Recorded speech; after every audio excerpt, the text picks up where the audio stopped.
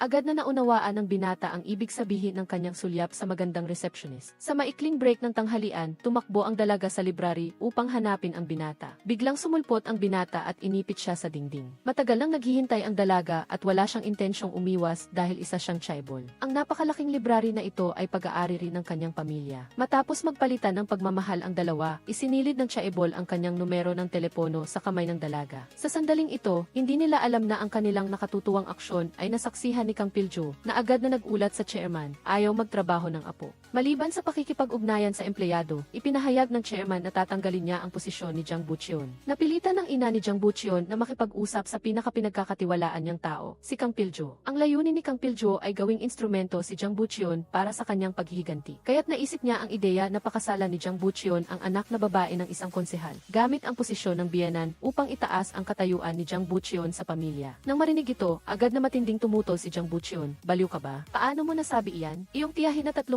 anyos, iyon na lang iyon. Malinaw na hindi matanggap ni Jiang Buchion ang ideya ng pagpapakasal sa iba dahil siya ay nahulog na sa pag-ibig sa empleyado sa kumpanya. Kinabukasan, nagpa siya ang chairman at sinabi sa kanyang manugang, kung hindi mo kayang tulungan ang pamilya sa negosyo, babawiin ko ang bahay na tinitirhan ninyo. Ngayon na wala na silang matitirhan, natural na labis na nag-alala si Jiang Buchion. Kaya tumakbo siya kay Kang Piljo at lumuhod, diretsong humihingi ng tulong, pakiusap, tulungan mo akong ligawan si Namuhyun. Maliwanag na natupad ang plano ni Kang Piljo, ngunit hindi madaling ligawan ang anak ng konsehal. Kilala siya bilang pinakamahirap ligawan sa Korea. Hindi siya sumisipot sa mga blind date, hindi niya pinansin ang anak ng kasamahan ng kanyang ama dahil masyado itong mayaman. Siya ay 30 taong gulang na ngunit nag-iisa pa rin. Maging ang kanyang nakababatang kapatid na lalaki at hipag ay iniisip na nagpapanggap siyang marangal. Napag-alaman ni Kang Piljo sa pamamagitan ng ilang araw na pagmamanman na si Namuhyun ay hindi pa nakakalimot sa kanyang unang pag-ibig. Kung gusto niyang ipare si Jiang Buchion, kailangan niyang gumawa ng isang romantikong tagpo. Sumama si Jiang Buchion sa grupo ni Namuhyun sa pagbubuluntaryo sa bird protection team. Nang dumating ang tamang pagkakataon, nagtago si Kang Piljo sa tabi at agad na nagpaputok ng baril sa kawan ng mga ibon. Narinig ni Namuhyun ang tunog ng putok. Hindi alintana ang sariling kaligtasan, tanging ang ibong nahuhulog ang kanyang inalala. Agad na inutusan ni Kang Piljo si Jiang Buchion na sumugod sa ilog. Lahat ay ayon sa kanilang plano. Upang makuha ang puso ng mabuting babae, kahit na umarte, kailangan nilang magpakita ng lubos na pakikiisa sa kabilang panig. Nagtagumpay ang pagpapanggap ni Jiang Buchion, nakuha niya ang simpatya ni Namuhyun. Magkasama nilang dinala ang ibong binaril sa veterinaryo. Dapat sana ay dito na nagtatapos ang palabas, ngunit nakita ni Namuhyun na basang-basa ang pantalon ni Jiang Buchion, kaya kinuha niya ang kanyang jacket at ipinulupot dito. Masyado pang inosente si Jiang Buchion, iniisip na nanakaw na niya ang puso ni Namuhyun. Sinamantala ni Kang Piljo ang pagkakataon para ibalik siya sa realidad. Para harapin ang ganitong klase ng babae, kailangan mong lubos na maunawaan ang mahinang pagkakagapos. Ang sombrero na nasa kamay niya ay ang pagkakataon para makalikha ng susunod na pagtatagpo. Ang kailangan mong gawin ngayon ay harapin ang magandang babae sa kumpanya. Sa sandaling ito, agad ding nakatanggap ng abiso sa pagtanggal sa trabaho si Yoon Seo-won. Pansamantalang binili na ni Kang Piljo ang tiket ng eroplano para ipadala siya sa Shanghai sa China. Alam ni Yoon Seo-won na natuklasan ang relasyon nila ng chaebol, ngunit hindi siya makapaniwala at gustong tawagan si Jiang Buchion. Ngunit napag-usapan na nila ito ng maaga. Ang babaeng nagtatrabaho sa reception na si Yoon Seo-won ay inilipat sa Shanghai sa China. Bago siya umalis, gusto niyang makita si Jiang Buchion sa huling pagkakataon.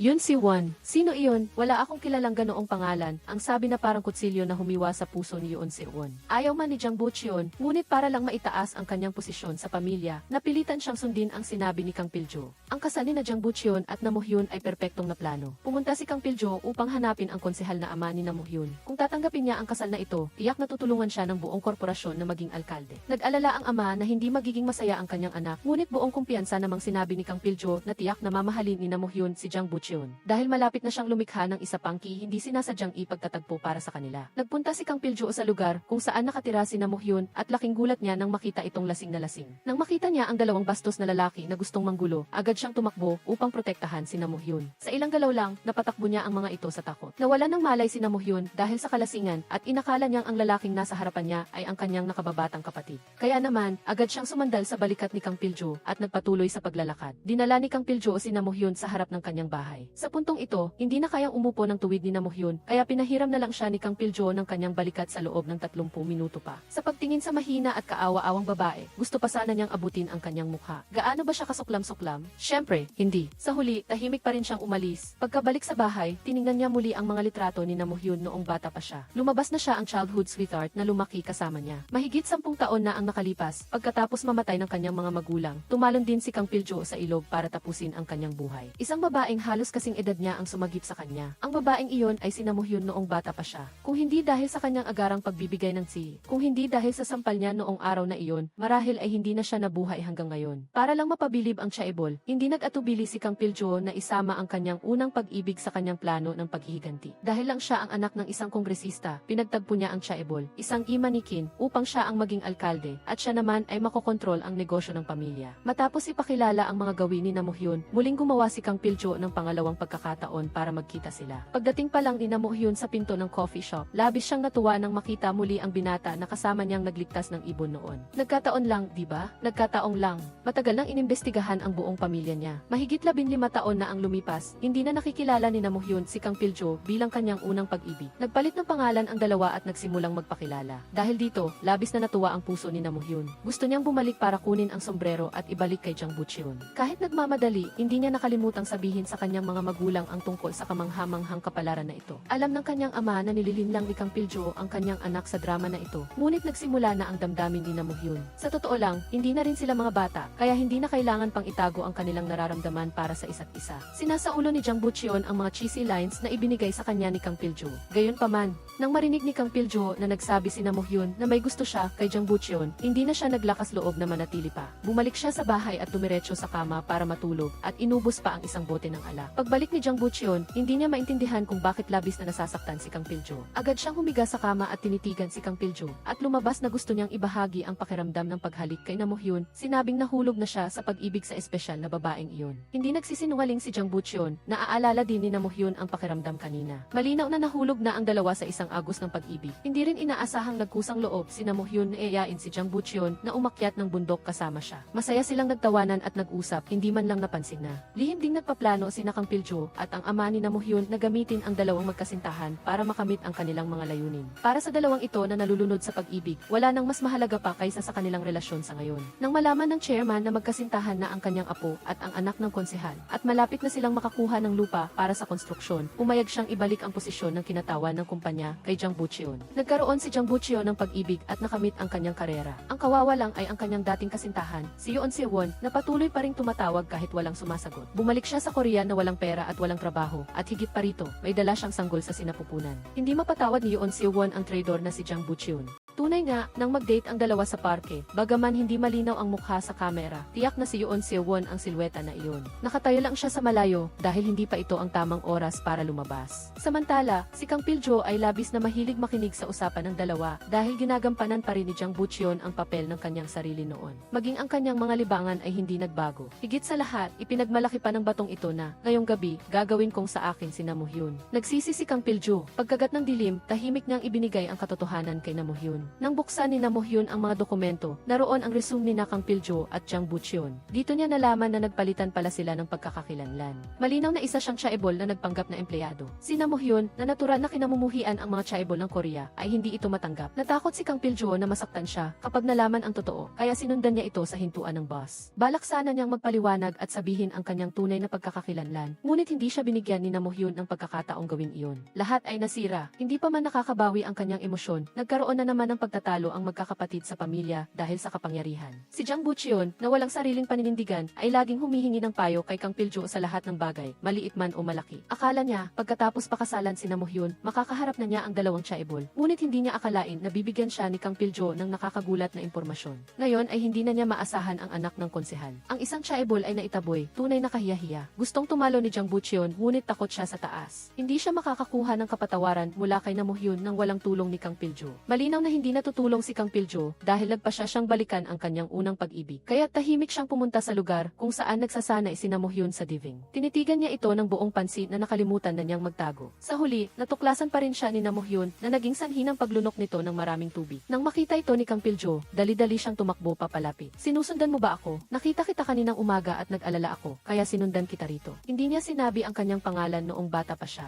Ang paliwanag na ito ay malinaw na lalong nagpatindi ng pagkamuhi ni Namuhyun. Nagkataong makasunod si Jang Bucheon at narinig ang usapan ng dalawa. Pagdating pa lang ni Kang Piljo sa gate, agad siyang sinaktan. Malinaw na nagkagusto si Kang Piljo, ngunit nagpapanggap pa ring tinutulungan si Jang Bucheon na ligawan si Namuhyun. Ang pag-ibig at karera ay naging abo. Hindi na napigilan ni Jang Bucheon ang kanyang sarili at ibinuhos ang lahat ng kanyang damdamin sa kanyang ina. Hindi ko na kaya. Gusto rin ni Kang Piljo si Namuhyun. Magising ka, napakahalaga ng kasal na ito. Kahit na natulog siya kay Namuhyun, kailangan mo pa ring pakasalan siya. Ang ina, na hindi rin naman mabuting tao, ay nagpasya na tulungan ang kanyang anak na maisakatuparan ang kasal sa anak ng konsehal. Alam ng konsehal na malapit ng puntahan ni Kang Piljo si Namuhyun sa pampang ng ilog, kaya agad siyang sumunod sakay ng kotse. Nang malapit na ang dalawa, biglang lumabas ang ginang sa mga damo. Paglapit niya, sinampal niya agad si Kang Piljo at sinabihan itong huwag kalimutan kung paano siya lumaki. Hindi sinasadyang nagising nito ang alaala ni Kang Piljo. Mahigit 10 taon na siyang nakabaon sa pamilyang ito at ang layunin niya ay maghiganti para sa kanyang mga magulang. Kaya kailangan niyang tulungan si Jang Bucheon na balikan si Namuhyun. Si Namuhyun ay naramdaman na niloko ang kanyang damdamin dahil natural na labis siyang namumuhi sa mga chaebol ng Korea. Nang tumawag ang kanyang kasintahan, agad niyang hinarangan ang numero. Ngunit si Jang Bucheon bilang isang chaebol ay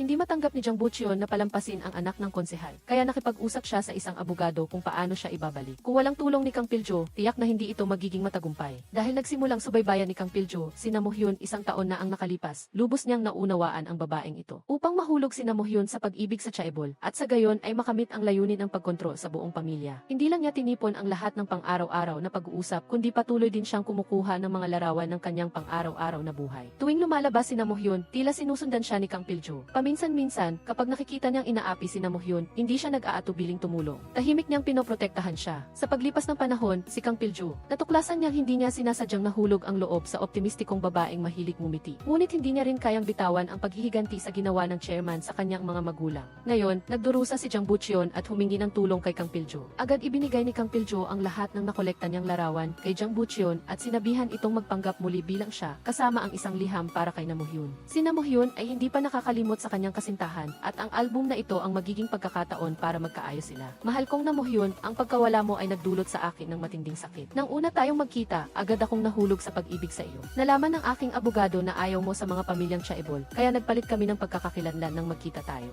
Naalala mo ba ang gabing lasing ka? Nakita ko ang dalawang tulisan na gustong manakit. Ako ang nagbuhat sa iyo pauwi noong gabing iyon. Ang isang paliwanag na ito ay sapat na para mapaiyak si Namuhyun sa tuwa. Siyempre, pipiliin niyang patawarin ang ginawa ng kanyang kasintahan. Agad siyang tumakbo sa coffee shop kung saan sila madalas mag-date, ngunit sarado na pala ito. Nakatanggap ng tawag si Jang Bucheon. Biglang tumawag si Namuhyun. Natuwa siya dahil sa wakas ay nahulog sa bitag ang babaeng ito. Sinabi niya kay Kang Piljo na napakabilis ng tibok ng kanyang puso. Pagkababa pa lang ng kotse, dali-dali siyang tumakbo papunta kay Namuhyun. Hindi pa siya nakapagsasalita, hinalikan na niya ito. Para sa paghihiganti, isinuko niya ang kanyang kasintahan.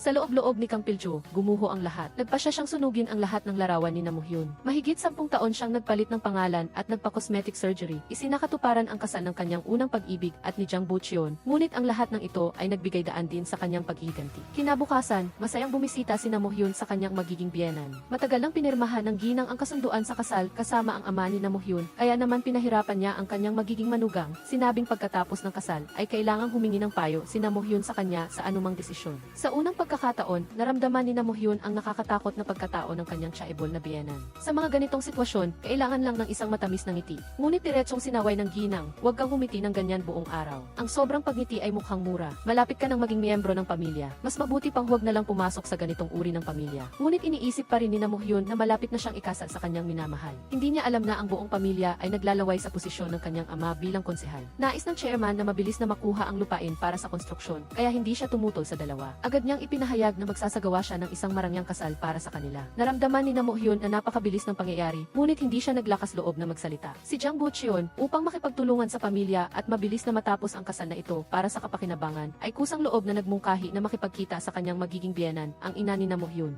Pagkakita pa lang niya sa binatilyo na napakalandi, agad niyang hiniling dito na sumumpa sa harap niya na iisang babae lang ang mamahalin niya sa buong buhay niya ang kanyang anak. Walang pag-aalin lang ang tiniyak ni Jang Bucheon ito, ngunit napakabilis ng pagdating ng ganti. Ngayong araw, handa na si Jang Bucheon na ipahayag sa media ang kanyang nalalapit na kasal. Habang nagme-makeup ang isang babaeng empleyado, bigla siyang nakaramdam pakiramdam ng pagkapamilyar. Nagulat si Jang Buchyon. Hindi ba't ito ang kanyang dating kasintahan, si Yoon Se-won? Sa pagkakataong ito, nagkataon namang dumating din si Namuhyun. Sinamantala ni Yoon Se-won ang pagkakataon at mabilis na lumapit. Hello ha, ang simpleng pagbati na ito ay sapat na para matakot si Jang Buchyon. Ang isa ay anak ng konsehal. Hindi madaling ligawan ang isa, tapos ang isa pa ay buntis niyang dating kasintahan. Ayaw niyang mawala ang sinuman sa kanila. Balak sana niyang ipahayag ang balita ng kanyang kasal kay Namuhyun, ngunit sa huli ay hindi niya nagawang sabihin ito. Matapos ang panayam, hindi siya sinisi ni Namuhyun, sa halip ay nagbigay pa ito ng papuri sa kanyang talumpati. Ngunit nang makita ni Jang Buchyon ang papalayo na likod ni Yoon Se-won, agad siyang nagdahilan at sumunod. Inipit niya rin ito sa dingding tulad ng una nilang pagkikita. Ano ba talaga ang gusto mong gawin? Mas mabuting huwag kang magalit, baka matakot ang ating munting anghel. Takutin sino? Ang pangalan na Jang Hajung na ikaw ang nagpangalan, hindi ba ikaw ang nagsabi? Naisip mo na agad ang pangalan ng ating anak sa unang pagkikita pa lang natin. Jang Buchyon. Sasabihin sana niya na biro lang iyon noong panahong iyon, ngunit hindi niya akalain na sa sandaling iyon ay dumating din si Namuhyun. Gusto niyang pigilan ang dalawang babae na magkita, ngunit gusto nilang pumunta sa banyo at hindi sila pwedeng sundan ng mga lalaki. Sa huli, pumasok pa rin ang dalawang babae ng magkasama. Nagkunwari si Yoon Se-won na nakikipag-ugnayan sa Obgyn at sadyang lumakas ang boses niya para malaman ni Namuhyun na buntis siya. Bukod pa rito, sinadya niyang ihulog ang kanyang notebook sa sahig. Nang makita ang pangalan ng sanggol, naisip ni Namuhyun na ganoon din ang ipapangalan niya sa kanyang magiging anak. Napakagandang pagkakaisa. Inakala niya na makikita niya ang paglantad ng kasinungalingan ni Jang Buchyon, ngunit nagpasya pa rin si Yoon Se-won na itago ang katotohanan. Ngunit bago pa man siya makalabas, nawalan siya ng malay sa lugar. Natural na natakot si Namuhyun, kaya agad niyang tinawag ang kanyang kasintahan para humingi ng tulong. Nagmamadaling binuhat ni Jang Buchyon si Yoon Se-won papuntang ospital. Pawis na pawis si Yoon Se-won, tiyak na hindi siya nagpapanggap. Kinumpirma ng doktor na nawalan siya ng malay dahil sa matinding stress at sa kabutihang palad ay ligtas ang sanggol. Gusto niyang personal na pasalamatan ang chaebol. Si Yoon Se-won ay nawalan na ng kumpiyansa tulad ng dati. Ang tunay niyang layunin sa pagkikita kay Jang Buchyon ay ang mahawakan ang kamay ng ama ng kanyang anak. Si Namuhyun, na nasa tabi niya, ay walang napansin na kakaiba at hinikayat lang ang kanyang kasintahan na bilisan ang pagpunta sa mga magulang. Sa puso ni Jang Buchyon, labis siyang nag-aalinlangan dahil talagang kaawa-awa si Yoon Se-won. Ngunit bilang isang abogado, hindi pinayagan ni Kang Pil-jo na masira ni Jang Buchyon ang kasal. Pagbalik ni Yoon Se-won sa silid, natakot siya sa tunog ng pagkatok. Mabilis na nasira ang matibay na pinto. Lumabas na si Kang Pil-jo pala ang nagpadala ng mga tao para sirain ang kandado. Labis na natakot si Yoon Se-won nang makita ang lalaking minsan nang pumilit sa kanya. Samantala, nagkunwari namang mabait si Kang Pil-jo at sinabihan siyang umalis na. Ayon sa kanya, inayos na niya ang pinakamahusay na ospital sa China para manganak siya. Hindi matanggap ni Yoon Se-won na paalisin lang siya ng ganoon. Gusto niyang araw-araw na mamuhay sa takot si Jang Buchyon. Kung sa huli ay itatanggi pa rin niya ang kanyang pag-iral, diretsong pupuntahan niya ang lola ng bata. Ang pahayag na ito ay lubos na nagpagalit kay Kang Pil-jo. Makinig ka ng mabuti, lintik ka. Huwag kang kapit ng kapit na parang kaluluwa. Bilisan mo, pumunta ka na sa China para manganak. Palakihin mo siya ng tahimik. Naiintindihan mo ba? Kung gawin mo na, sa harap ng isang lalaking nabubulaga ng puot, hindi makalaban ang isang mahinang babae. Ang babala ni Kang Pil-jo ay para rin sa ikabubuti ni Yoon Se-won. Kung papasok siya sa labanan ng pamilya ng chaebol, tiyak na madadamay ang bata. Dahil maraming taon na ang nakalipas, ganoon din ang nangyari sa kanya. Si Yoon Se-won ay biktima lamang. Nag-iwan si Kang Pil-jo ng bag na puno ng pera sa harap ng pinto. Bukod pa rito, ito ay pera na galing sa kanyang sariling bulsa. Nag-alala ang kanyang assistant na si Yoon Se-won ay maging makapal ang mukha at hindi maging kontento. Ngunit sinabi ni Kang Pil-jo na basta't hindi siya bumalik sa bansa, patuloy siyang bibigyan ng tulong. Kahit anong mangyari, ang negosyo ng pamilya ay sa kanya rin mapupunta balang araw. Gayunpaman, pagka-uwi pa lang niya sa bahay, sinalubong na siya ni Jang Buchyon sa pintuan. Bago pa siya makapagsalita, nagbigay na ng paalala si Kang Pil-jo. Kung gusto niyang manatili sa pamilyang ito, kailangan niyang kalimutan ang babaeng nagngangalang Yoon Se-won. Gulong-gulo ang isip ni Jang Buchyon. Sinabihan niya si Kang Pil-jo na huwag munang ipahayag ang balita ng kanyang kasal. Hindi niya akalain na kinabukasan, kumalat na sa internet ang mga larawan nilang dalawa na magkasama. Ito rin ang utos ni Kang Pil-jo sa kanyang assistant. Nawala ng pag-asa si Yoon Se-won at balak na niyang mag-impek patungong China. Ngunit bigla siyang nakabasa ng isang komento sa internet. Nagpakasal ang chaebol sa anak ng konsehal para lang sa kapakanan ng pamilya. Kaya malamang na may sariling pighati si Jang Buchyon, nagpa siya si Namuhyun na hindi na aalis. Ibinigay pa niya ang bag ng pera kay Kang Pil-jo. Gayunpaman, galit na sinermona ni Jang Buchyon si Kang Pil-jo dahil sa panloloko sa kanya. Hindi niya alam na ito pala ang ideya ng chairman, Jang Kok-hwan. Kailangan nilang bilisan ang kasal. Walang magawa si Jang Buchyon kundi sundin ang desisyon ng kanyang lolo at dalhin si Namuhyun sa bahay upang bisitahin ang yumaong ama. Tunay na kaawa-awa ang babaeng ito. Hindi niya alam na ang dahilan kung bakit mahal siya ng chairman ay dahil ang kanyang ama ay malapit ng maging alkalde. Bago pa man siya ikasal, pinabora na siya ng chairman. Lahat ng miyembro ng pamilya ay tumingin sa kanya ng may inggit. Bagamat pumayag si Jang Buchyon na pakasalan si Namuhyun, sa puso niya ay hinahanap pa rin niya si Yoon Se-won. Seo-won. Sadya siyang uminom ng alak upang ipasa ang responsibilidad at ibinalik si Na Mo-hyun kay Kang Pil-jo. Nang umalis na ang lahat, agad siyang nagising sa kalasingan at lihim na nagmaneho papunta sa lihim na tagpuan nila ni Yoon Seo-won. Nang makita muli ang mahal niya, gusto ni Jang Butcheon na ipaliwanag ang lahat. Ngunit ibinalik ni Yoon Seo-won ang bag ng pera sa kanya. Mariing ipinahayag ni Jang Butcheon ang kanyang pagkadismaya. Ngunit nagpasya si Yoon Seo-won na muling hawakan ang kanyang puso. Kaya't hindi siya nakinig sa paliwanag nito at diretsong pumunta sa tabi ng ilog. Sinadya niyang bitawan ang matagal ng pinanghahawakang lakas at malayang ipinakita ang kanyang kahinaan sa harap ng ama ng bata. Labis na nalungkot si Jang Butcheon.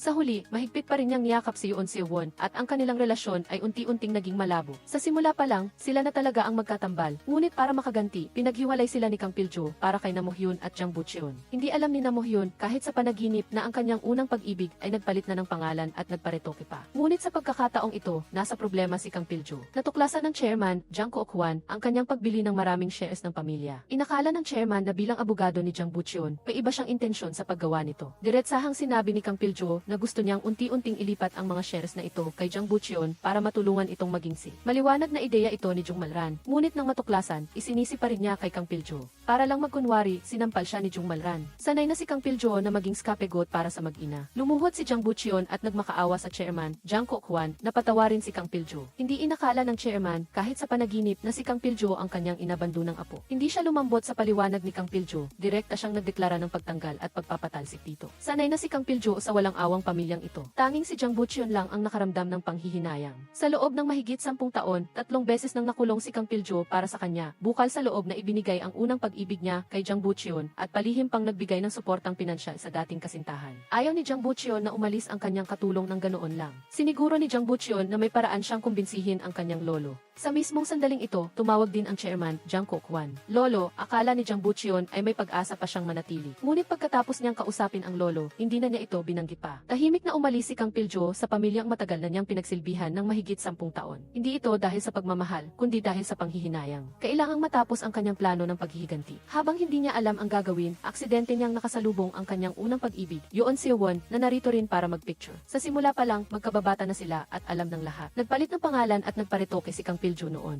Gayunpaman, sa tuwing naglalambingan silang dalawa, umuulan. Natatakot si Kang Pil-jo na mabasa si Na Mo-hyun, kaya dali-dali niyang ginamit ang kanyang jacket bilang payong upang protektahan siya at pinapasok sa kotse. Walang tigil ang ulan. Ang atmosfera ay napakailang. Nakaupo ang dalawa sa trunk ng kotse, nagkwentuhan tungkol sa kanilang high school days. Sinabi ni Na Mo-hyun na miss niya ang lalaking nawala noon. Alam ni Kang Pil-jo na siya ang tinutukoy nito, kaya tinanong niya kung ano ang gagawin niya kung makita niya ito. Kung makita na raw niya at maayos naman ang buhay, bibigyan niya ito ng pagpapala. Ngunit kung hindi, tiyak na tutulungan niya ito. Ang inosente at mabait na babaeng ito ay nakapagpadama sa akin ng sakit. Ngunit ang landas ng paghihiganti ni Kang Pil-jo ay napakalayo pa. Wala siyang awa na itinulak ang kanyang unang pag-ibig sa labanang ito. Gayunpaman, ang progreso ay seryosong nabinbin. Sa loob ng 2 araw, nasa kanyang opisina lang siya. Ngayon, muli siyang nagpasya na gumawa ng plano. Kaya't agad niyang pinuntahan si konsehal na, Nagitchul, at sinabihan itong huwag makialam sa mga usapin ng pamilya Jang, kahit anong mangyari. Pagkatapos, inilabas niya sa publiko ang lahat ng masasamang ginawa ng chairman, Jang Kook-hwan, sa internet. Nang walang tulong ng konsehal, walang magawa ang chairman para patahimikin ang publiko. Iminungkahi ni Jung Malran na ibalik si Kang Pil-jo, ngunit galit na ibinagsak ng chairman ang kanyang kamay sa mesa. Mabuti na lang at hindi nabali ang matanda niyang buto, ngunit kinailangan pa rin siyang dalhin sa ospital. Gayunpaman, kailangan ng pamilya ng isang taong makikipagtulungan sa investigasyon. Nang magising ang chairman at malaman na kusang loob na lumapit ang kanyang apo, wala siyang magawa kundi itapon ang kanyang kahihiyan at tawagan si Kang Pil-jo. Hindi niya alam na tinanggap na pala ni Kang Pil-jo ang pakiusap ni Na Mo-hyun. Kaya't pumunta siya sa investigation room at nakita ang lalaking nagbigay sa kanya ng pakiramdam ng seguridad ay bumalik. Nakahinga ng maluwag si Jang Butcheon. Ngunit may kondisyon si Kang Pil-jo. Sinabi niya kay Jang Butcheon na kailangan nitong putulin ang relasyon kay Yoon Seo-won. Nang dumating si Jang Butcheon sa kwarto ni Yoon Seo-won, inakala ni Yoon Seo-won na nakuha na niya ang puso nito at personal pa itong naghanda ng isang masaganang hapunan. Nakita ni Jang Butcheon ang mga couple items sa mesa at direkta itong itinapon sa basurahan.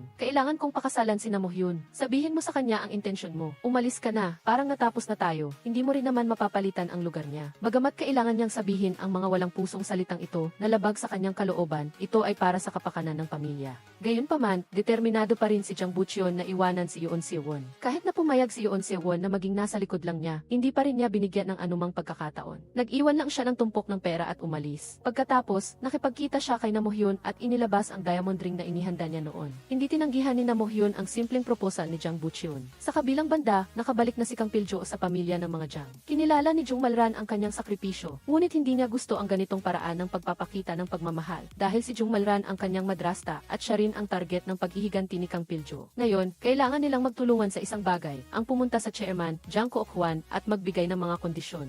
Kung tutulungan niya ang chairman, Jang Kook-hwan, na alisin ang gulo, kung gayon, ang lihim na pondo ay dapat na pamahalaan ni Jung Malran. Bagamat amoy pilitan ito sa chairman, sa takot na mawala ang suporta mula kay konsehal na Nagichul, sa huli ay pumayag din siya. Ngunit sa paglilipat ng kapangyarihan, ang direktor ng kumpanya ay ayaw ipaubaya ang kanyang kapangyarihan sa iba. Bagamat pinirmahan pa rin niya ang kontrata sa pamamagitan ng kamay ni Kang Piljo, mayroon na siyang bagong plano. Pinuntahan niya ang lihim na tagpuan ni Kang Piljo at konsehal na. Hanggat pipigilan ni konsehal na ang kasal ng kanyang anak na babae at ng binatilyong chaebol, tutulungan niya itong maging alkalde. Kasabay nito, kapag nagbibigay sila ng pondo, magpapautang din sila at hindi katulad ni Kang Piljo. Medyo nag-alinlangan si konsehal na. Pagka-uwi ni konsehal na, Nagichul, at nakita ang singsing sa kamay ng kanyang anak na babae, agad niya itong tinanong kung sila na ba ni Jang Bucheon. Hindi ganoon si Namohyun, kahit gusto niya si Jang Bucheon, mahal pa rin niya ang kanyang sarili ng higit sa lahat. May ilang bagay na dapat gawin ng may katinuan at pagkatapos lamang ng kasal. Nang malaman na ganap ng nahulog ang loob ng kanyang anak sa chaebol hair, nagpa siya si konsehal na makipagkita sa magiging kamag-anak. Bagamat ito ay isang kasal ng kapakinabangan, kailangan pa ring tratuhin ng patas ang kanyang anak pagkatapos ng kasal. Hindi niya inakala na diretsahang sasabihin ni Jung Malran, gustong-gusto na ng chairman, Jang Kook-hwan, na magkaroon ng apo, kaya gusto naming baguhin ang petsa ng kasal.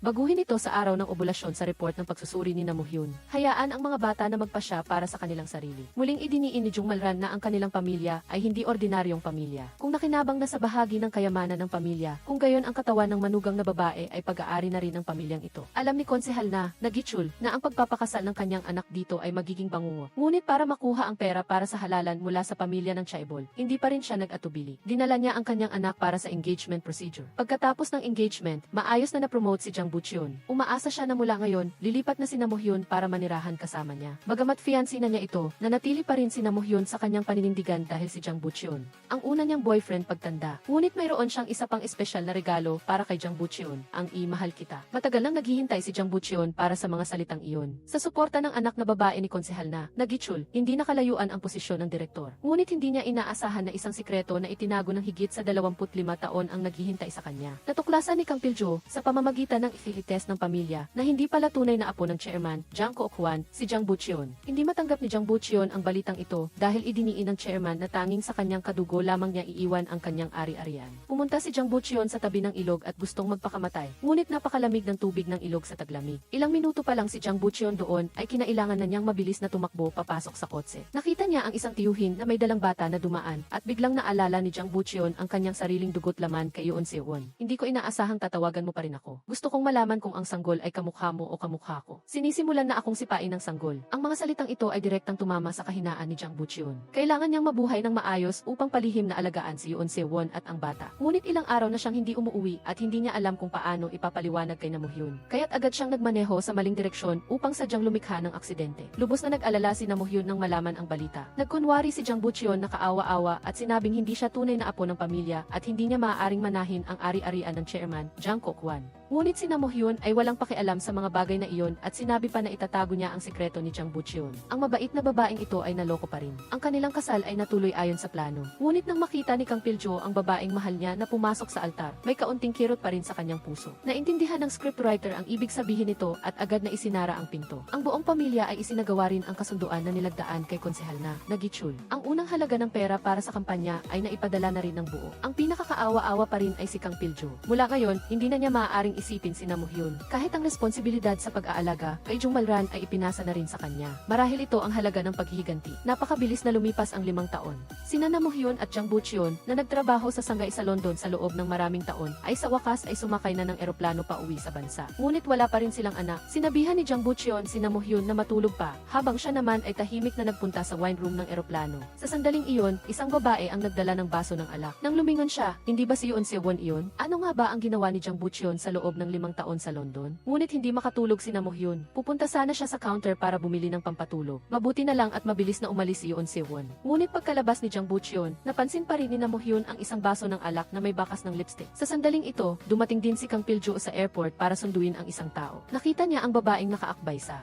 batang-bata na kamukha ni Yoon Se-won. Bigla siyang nakaramdam ng kaba. Nasa bansa na rin ba ngayon si Yoon Se-won? Nakakalungkot, matagal nang nawala ang babae sa karamihan ng tao. Pagbalik sa parking lot, iniwan ni Jang Boo-cheon ang kanyang asawa na nag-iisa sa malamig na hangin habang tumakbo siya sa malayo sa mga puno upang tumawag. Sanay na si Na Mo-hyun sa pagiging abala nito, ngunit napansin ni Kang Pil-jo ang kakaibang nangyayari. Sa kabilang linya, ang babaeng kumuha ng baso ng alak sa eroplano. Hayon, tumatawag si tatay. Tatay, aalagaan ko si nanay ng maayos, huwag kang mag-alala. Nalaman na sa loob ng 5 taong kasal sina Jang Boo-cheon at Na Mo-hyun, hindi pala siya tumigil sa pakikipag-ugnayan sa kanyang ex-girlfriend at magkasama pa sila sa iisang flight pa uwi sa bansa. Hindi nagkaanak si Jang Boo-cheon kay Na Mo-hyun dahil din sa kadahilanang ito. Gayunpaman, hindi sumuko ang chairman, Jang Ko-kwan. Kung sa bagay, malalaki na ang mga anak ng dalawang young master. Personal pang ang gumawa ang chairman ng anting-anting para magkaanak ang dalawa. 2023 na ngayon, ngunit sa kabila ng kanyang kahilingan, hindi nangahas na sumalungat si Na Mo-hyun. Ngayon na nakabalik na ako sa bansa, siguradong magpaparelax ako para madali akong magbuntis. Tama ang ginagawa mo. Laban, Ijo, apo, kailangan mo ring lumaban. Maliwanag na mula nang magpakasal si Na Mo-hyun sa pamilyang ito, hindi na niya kayang magdesisyon sa mga ganitong bagay. Inutusan ni Jung Malran ang kanyang manugang na magbuntis sa loob ng 1 taon upang masunod ang kagustuhan ng pamilya. Bago matulog, maingat si Na Mo-hyun sa kanyang skincare. Pagkatapos ay tahimik na umupo at naghintay sa pag-uwi ng kanyang asawa. Hindi niya inakala na makakatanggap si Jang Boo-cheon ng tawag mula sa isang contact sa kanyang phone book na si Team Leader Lee. Bagamat ipinaliwanag niyang kailangan niyang pumunta sa hotel para sa isang emergency meeting, naramdaman pa rin ni Kang Pil-jo na nagsisimula ng magsinungaling si Jang Boo-cheon nang walang pag-aalinlangan. Ang dahilan ng pagmamadali ni Jang Boo-cheon ay dahil sa kanyang anak sa kanyang ex-girlfriend na ospital. Hindi pumayag si Yoon Se-won na manatiling nakapangalan sa kanya ang bata. Dapat itong legal na magmana ng dugo ng pamilya Jang. Hindi comfortable si Jang Boo-cheon. Alam niyang kung mananatili ang mag-ina sa Korea, maaga o huli ay magkakaroon ng gulo. Maaaring umalis si Yoon Se-won dito at dalhin ang bata sa China. Ang kondisyon ay dapat itong palitan ng apelyido ni Jang Boo-cheon. Agad siyang sumang-ayon nang marinig iyon. Sa sandaling ito, biglang nahilo si Na Mo-hyun habang naglalakad. Mabuti na lang at napadaan si Kang Pil-jo. Kinumpirma ng doktor na mahigit 4 na linggo na siyang buntis. Dahil nakunan na siya ng 2 beses, kailangan niyang maging maingat. Labis na natuwa si Na Mo-hyun nang marinig ito. Nakita ni Kang Pil-jo na ang kanyang unang pag-ibig ay magiging ina na rin sa wakas at taos puso siyang bumati dito. Nangako si Kang Pil-jo na poprotektahan nila si Na Mo-hyun kasama si Jang Boo-cheon. Huwag daw nitong hayaang masyadong ma-stress ang kanyang sarili. Baka may mangyaring hindi inaasahan. Plano sana niyang tawagan si Jang Boo-cheon para sabihin ang balita. Ngunit gusto ni Na Mo-hyun na siya mismo ang magsabi dito. Hindi madali ang humingi ng pahintulot sa ospital para makauwi kinagabihan. Ngunit si Jang Boo-cheon ay mahimbing na palang natutulog.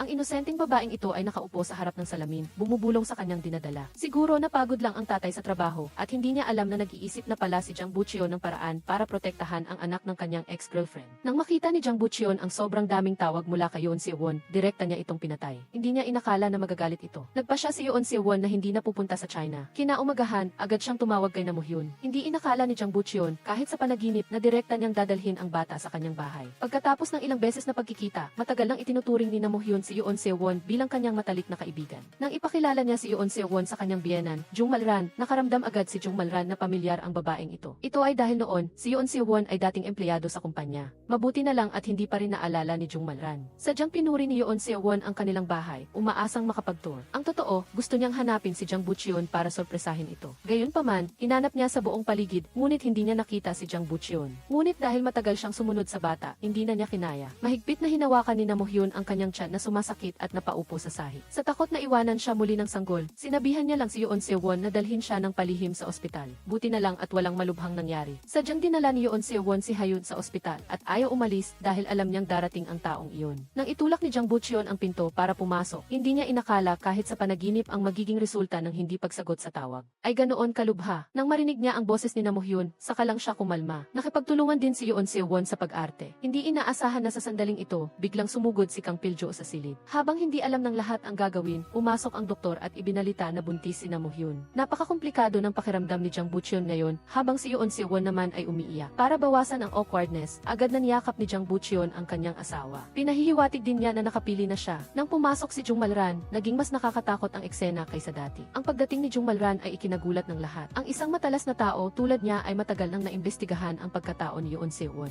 Nang tumakbo ang 5 taong gulang na bata papasok sa silid. Sa wakas ay naintindihan na ni Jung Malran ang intensyon ni Yoon Se-won. Sa sandaling ito, nagkunwari si Jang Boo-cheon na mahina at natatakot, baka tawagin siya ng bata na tatay. Dahil kailangan pa rin nilang magkunwari sa harap ni Na Mo-hyun para hindi ito magduda, agad na binuhat ni Kang Pil-jo ang bata palabas. Pagkakita nito, dali-dali ring tumakbo si Yoon Se-won. Ngunit hinarangan siya ni Jung Malran. Sa labas, lumabas. Nagpasalamat siya kay Yoon Se-won sa pag-aalaga sa kanyang manugang, ngunit sa katotohanan ay hinila niya ito sa isang tabi at binantaan. Ang pamilyang ito ay hindi tinatanggap ang mga babaeng walang kinikilalang pagkakakilanlan at ang kanilang mga anak. Mayroon ng isang mag-ina na nawala at kung mangahas siyang guluhin, magiging ganoon din ang kanyang kahihinatnan. Hindi alam ni Yoon Se-won na si Kang Pil-jo ang tinutukoy ni Jung Malran na nakaligtas. Ang 5 taong gulang na batang ito ay magkakaroon ng parehong kapalaran. Samantalahin ang pagkakataong hindi pa gumagawa si Kang Pil-jo ng masama sa mag-ina, binigyan niya si Yoon Se-won ng isang araw upang umalis dito. Ngunit hindi ganoon kabait si Jung Malran. Pinagalitan niya si Kang Pil-jo dahil sa pagtatago ng pag-iral ni Yoon Se-won at ng bata. Kung hindi niya sila papawalin, ang kasal ng kanyang anak at ni Mo-hyun ay maaga o huli ay masisira at ang plano ng pamilya ay magiging abo. Alam ni Jang Boo-cheon na hindi palalampasin ng kanyang ina si Yoon Se-won. Sigurado siya na kapag nagpakatotoo siya kay Mo-hyun, mapapatawad siya dahil mabait si Mo-hyun. Nang matapos siyang magsalita, agad siyang sinaktan ni Kang Pil-jo. Ang mga mabubuting tao ba ay karapat-dapat lokohin?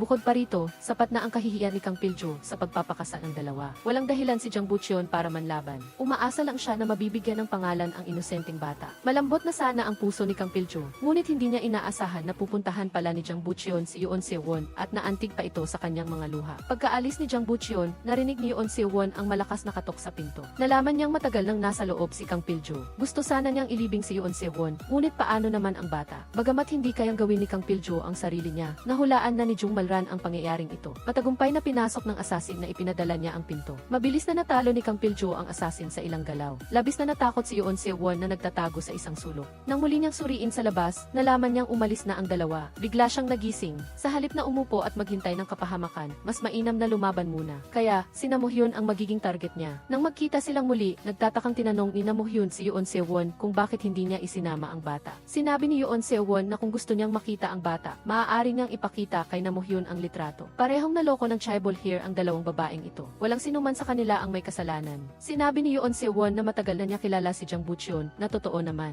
Hanggat susundin ng bata ang apelyido ng ama nito, agad siyang mawawala. Ngunit hindi matanggap ni Mo-hyun ang pagiging niloko, lalo na sa kanyang unang pag-ibig na ibinigay niya ang lahat. Hindi dapat ito ang naging katapusan. Sa loob ng 5 taon, ang taong nakasave sa contacts ni Jang Boo-cheon bilang team leader Lee ay si Yoon Se-won pala. Tuluyang gumuho ang mundo ni Mo-hyun. Nang dalhin siya sa ospital, hindi nakayanan ng 35 taong gulang na babae ang bigat ng pagkabigla. Nawala rin ang sanggol sa kanyang sinapupunan. Ngunit tuluyan na siyang nagising sa katotohanan. Kinuha niya ang telepono ni Jang Boo-cheon at tinawagan ang nakasave bilang team leader Lee. Kayang tanggapin ni Mo-hyun ang sanggol na may apelyidong Jang, ngunit ang kondisyon ay mananatili sa kanya ang bata. Bagamat hindi matanggap ni Yoon Se-won, wala siyang kapangyarihang magdesisyon dahil tutulungan siya ni Kang Pil-jo sa lahat ng bagay. Naharap sa nakakagulat na kalmadong kilos ni Mo-hyun, hindi pa rin makapaniwala si Jang Boo-cheon. Umaasa siyang ilalabas niya ang lahat ng galit niya sa kanya. Ngunit ang babae ay wala ng buhay. Minahal kita ng buong buhay ko. Hindi ako nagsisisi. Dalhin mo rito ang bata. Magkaanak pa tayo. Naman, pumayag ako. Mag-if tayo dahil marumi ka na. Mula ngayon, ang inosenteng Mo-hyun ay hindi na babalik. Ngunit hindi pa rin siya ganap na nagiging masama dahil ang pangarap ng kanyang ama na maging alkalde ay hindi pa natutupad. Sinabi niya sa kanyang biyenan, Jung Malran, na pinatawad na niya si Jang Boo-cheon. Ang pagiging alkalde ni konsehal na, Nagitchul, ay pangarap ng buong pamilya. Pinuri ni Jung Malran ang kanyang manugang dahil sa kanyang pangitain. Hindi niya alam na Mo-hyun ay may sarili ring plano. Bagamat nagpakita siya ng katatagan, kailangan pa rin niyang hanapin ang paraan upang mailabas ang kanyang emosyon. Kaya't, sa kabila ng layo, pinuntahan niya ang lugar kung saan sila nagkita noon ng kanyang unang pag-ibig. Habang papalapit sa abandonadong kahoy na bahay, nakita niya ang pamilyar na anino. Si Jo In-ho ang pangalan ni Kang Pil-jo, 25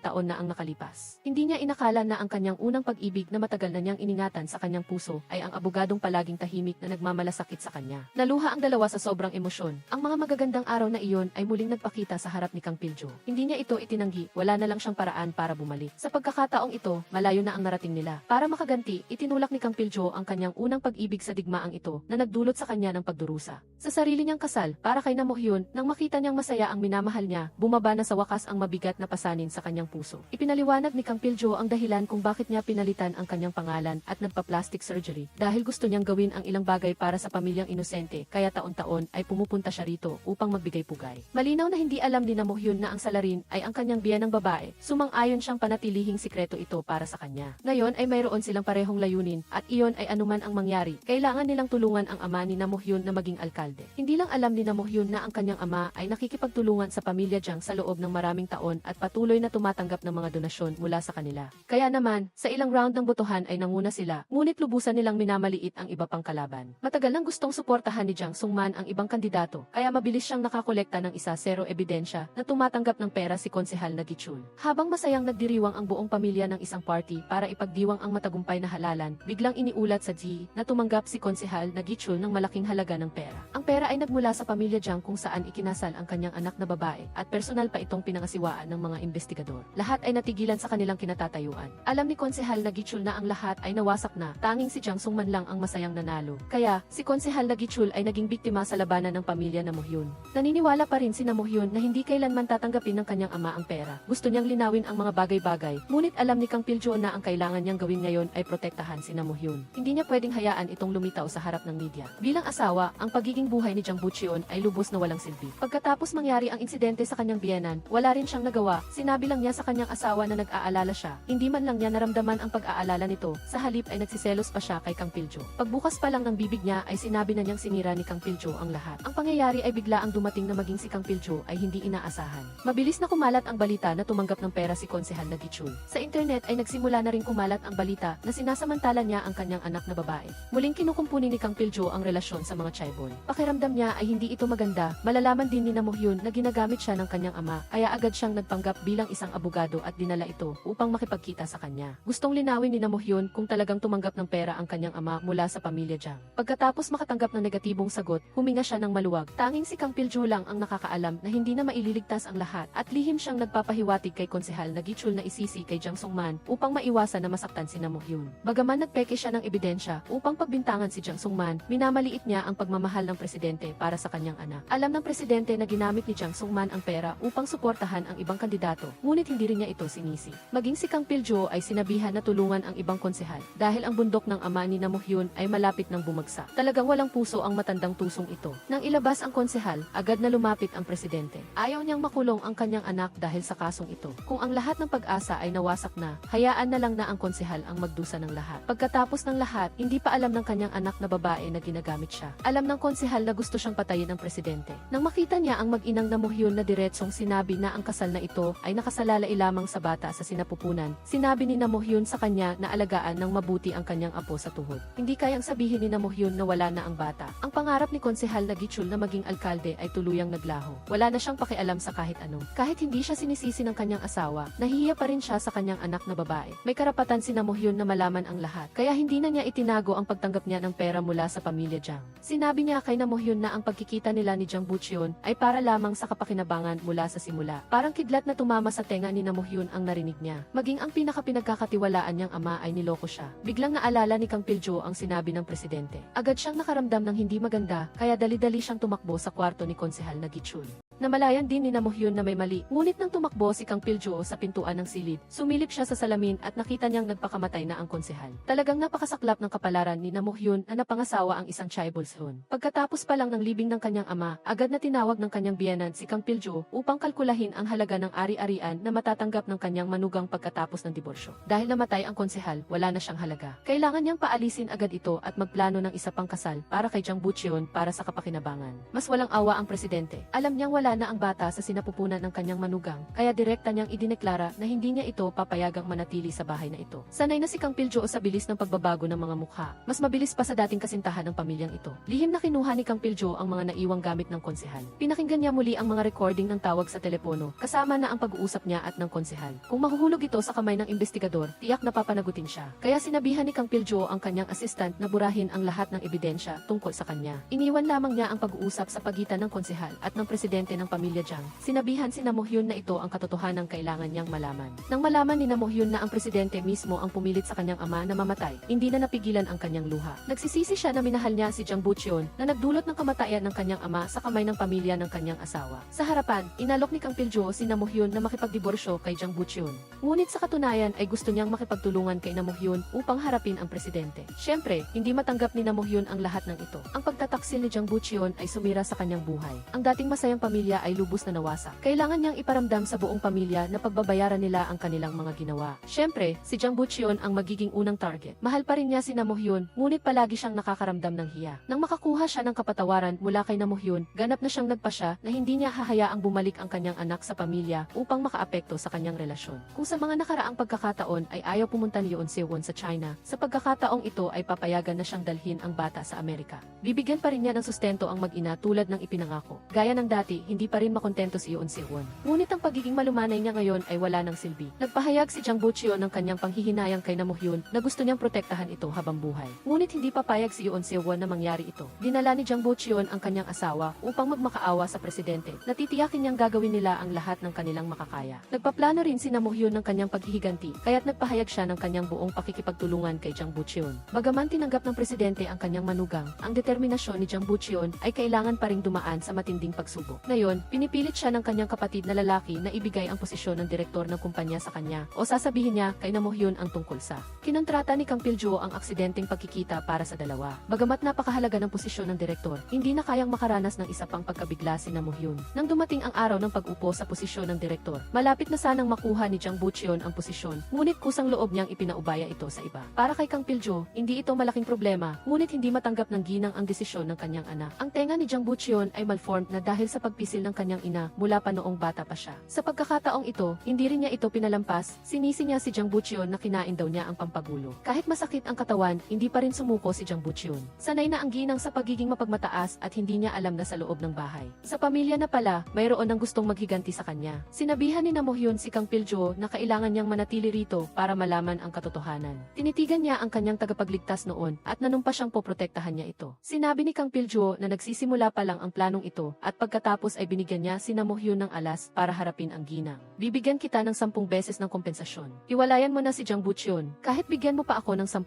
beses, hindi ako makikipagdiborsyo. Gusto mo bang maghimagsik, ina? Pagkatapos nito, kung babanggitin mo pa ulit ang diborsyo, hindi na ako magtitiis pa. Akala pa rin ni Namuhyun na ang kanyang ama ay isang konsehal. Paano mo nalaman ang lahat ng katotohanan, ina? Ang asawa ko ay hindi tunay na dugo ng pamilyang ito. Ang impormasyong iyon ay sapat na upang makipagkompromiso ang ginang. Kung malalaman ng presidente ang tunay na pagkakakilanlan ng mag-ina, tiyak na palalayasin sila sa bahay. Si Kang Piljo ang pinakanakikinabang sa insidenteng ito. Matagal na niyang inimbestigahan ang pagkakakilanlan ni Jang Bucheon. Si Jang Bucheon ay anak ng ginang at ng driver, ngunit hindi pa hinog ang pagkakataon. Ang pagdating ni Namuhyun ay naging isang mahalagang hakbang sa kanyang paghihiganti. Ngunit sa unang pagkakataon ding nagpakita ng masamang ugali si Namuhyun, nanginginig siya sa takot pagkatapos sabihin ang katotohanan. Simula noon, ang saloobin ng ginang ay bumaliktad ng 180 degrees. Nagtaka si Jang Bucheon sa nangyari. Nagmungkahi ang ginang na hayaang magtrabaho ang kanyang manugang sa charitable organization ng pamilya Kang Piljo. Biglang nakaramdam si Kang Piljo ng hindi maganda. Hindi niya inaasahan na si Namuhyun ay maglakas loob na magbigay ng ganoong kondisyon. Ginawa na ng ginang na masira ang pamilya ni Namuhyun. Pinilit pa siyang makipagdiborsyo kay Jang Bucheon at pagkatapos ay umalis kasama ang kanyang ina mula sa lugar na ito. Ngunit si Namuhyun ay naglabas na ng kanyang unang kontra-atake. Hindi na siya makakabalik. Gusto mo bang magtrabaho sa charitable organization? Hindi po, gusto po ng aking ina na magtrabaho ako doon. Kailangan mong manganak ng isa pang bata, mas mabuti kung manatili ka na lang sa bahay. Malinaw na naghahanap ng dahilan ang presidente upang tumanggi. Sinabi ni Namuhyun na nakita niya ang pangungusap na ito sa testamento ng ama ng presidente, na siguradong aalagaan niya ng mabuti ang kanyang apo. Ang panggigipit ng kanyang manugang ay ikinagulat niya, bagamat pumayag siyang payagan itong magtrabaho sa charitable organization. Bukod pa rito, isang mahalagang posisyon ang hawak niya. Pagkaalis ni Namuhyun, agad na kinwestiyon ng ginang ang kanyang manugang kung maihawak ba itong impormasyon laban sa kanya. Walang magawa ang ginang kundi purihin si Namuhyun laban sa kanyang kalooban. Kaya, matagumpay na nakapasok si Namuhyun sa charitable organization. Ngunit ang posisyon niya bilang vice-presidente ay nagdulot ng pagkadismaya sa dalawang empleyado. Hindi naman talaga sila maganda ang pag-ugali, ngunit hindi natakot si Namuhyun dahil hindi na siya mahina tulad ng dati. Sa tuwing umuuwi lang siya sa kanyang ina niya, malayang na ipapahayag ang kanyang sama ng loob. Nang banggitin ng kanyang ina ang pagkakuha ng bata, biglang naalala ni Namuhyun ang isang tao, si Yoon Se-won, ang dahilan kung bakit nawala ang kanyang anak.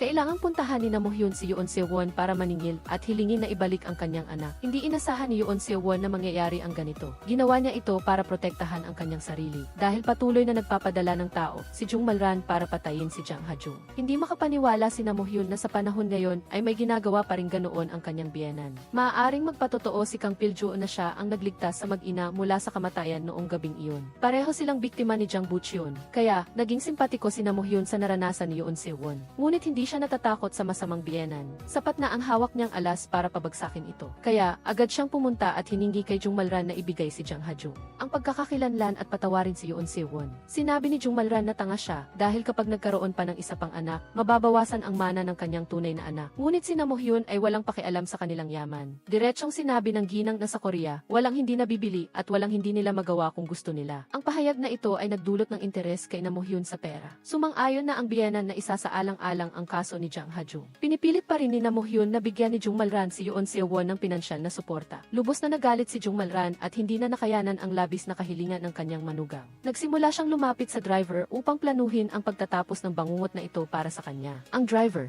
ilang taon na ang nakalipas ng tulungan niya ang ginang napuksain ang pamilya ni Kang Piljo. Sa pagkakataong ito, nahirapan siyang saktan ang asawa ng kanyang amo. Wala nang iba ang ginang kundi pera, kaya wala siyang nagawa kundi umarkila ng iba upang pakialaman ang sasakyan ni Nam Hyun. Nang makakita ng kakaiba, hindi pa rin nakayanan ng driver, kaya sinabi niya ang totoo kay Jang Bucheon. Agad na tinawagan ni Jang Bucheon ang kanyang asawa. Buti na lang at hindi pa huli ang lahat. Nang akmang paandarin na ni Nam Hyun ang kanyang sasakyan, naloko siya at bumaba. Mabilis ding naipadala ang eksenang ito sa computer ni Kang Piljo. Parehong pinoprotektahan ng dalawang lalaki ang mabuting babae. Alam ni Kang Piljo na naging marahas ang ginang at gustong pumatay, kaya maaga pa lang ay inutusan na niya ang kanyang mga tauhan na subaybayan ito ng 24 oras. Ngunit sa paglipas ng panahon, mahirap iwasan ang pagkakamali. Kailangang dalhin ni Kang Piljo si Nam Hyun upang makilala ang isang tao. Siyempre, interesado si Nam Hyun sa lahat ng katotohanan. Kaya agad siyang sumunod kay Kang Piljo sa basement parking. Ngunit hindi inasahan ng dalawa na may naglaro na pala sa kotseng ito. Nagkataon na sa oras na ito, dumating din si Jang Bucheon upang suriin ang kotse ng kanyang asawa. Alam niyang gusto ng kanyang ina na saktan si Nam Hyun sa pamamagitan ng pedal, ngunit umupo pa rin siya sa kotse na walang pakialam. Hindi niya inaasahan na makita si Kang Piljo na inilabas si Nam Hyun. Agad siyang nagselos at desididong sundan sila. Ngunit ang lugar na pinuntahan ng dalawa ay medyo sikreto at naiwan na ang kotse ni Jang Bucheon sa likod. Pagpasok pa lang sa silid, ang estranghero at may puting buhok na matanda ay nagdulot ng pagkabalisa kay Nam Hyun. Ang taong walang kibo na nakahiga sa kama ay si Konsehal na Gichul. Hindi makahinga si Nam Hyun sa pag-iyak. Hindi madaling makabangon mula sa kalungkutan at ngayon ay kailangan niyang tanggapin ang katotohanan na ang kanyang ama ay nabubuhay sa sakit. Ang nakapagtataka sa kanya ay malinaw niyang nakita ang kanyang ama na nakahiga sa kabaong noon, kaya bakit siya ngayon ay may life support. Ito ay malinaw na isang dula upang itago sa paningin ni Kang Piljo na lihim na inilipat ang konsehal dito. Sa kabila nito, desidido pa rin si Nam Hyun na manatili sa pamilya Jang. Hindi siya susunod sa payo ni Kang Piljo na manatili dito at alagaan ang kanyang ama. Sa kalagitnaan ng pag-uwi, mabilis na sumunod si Jang Bucheon.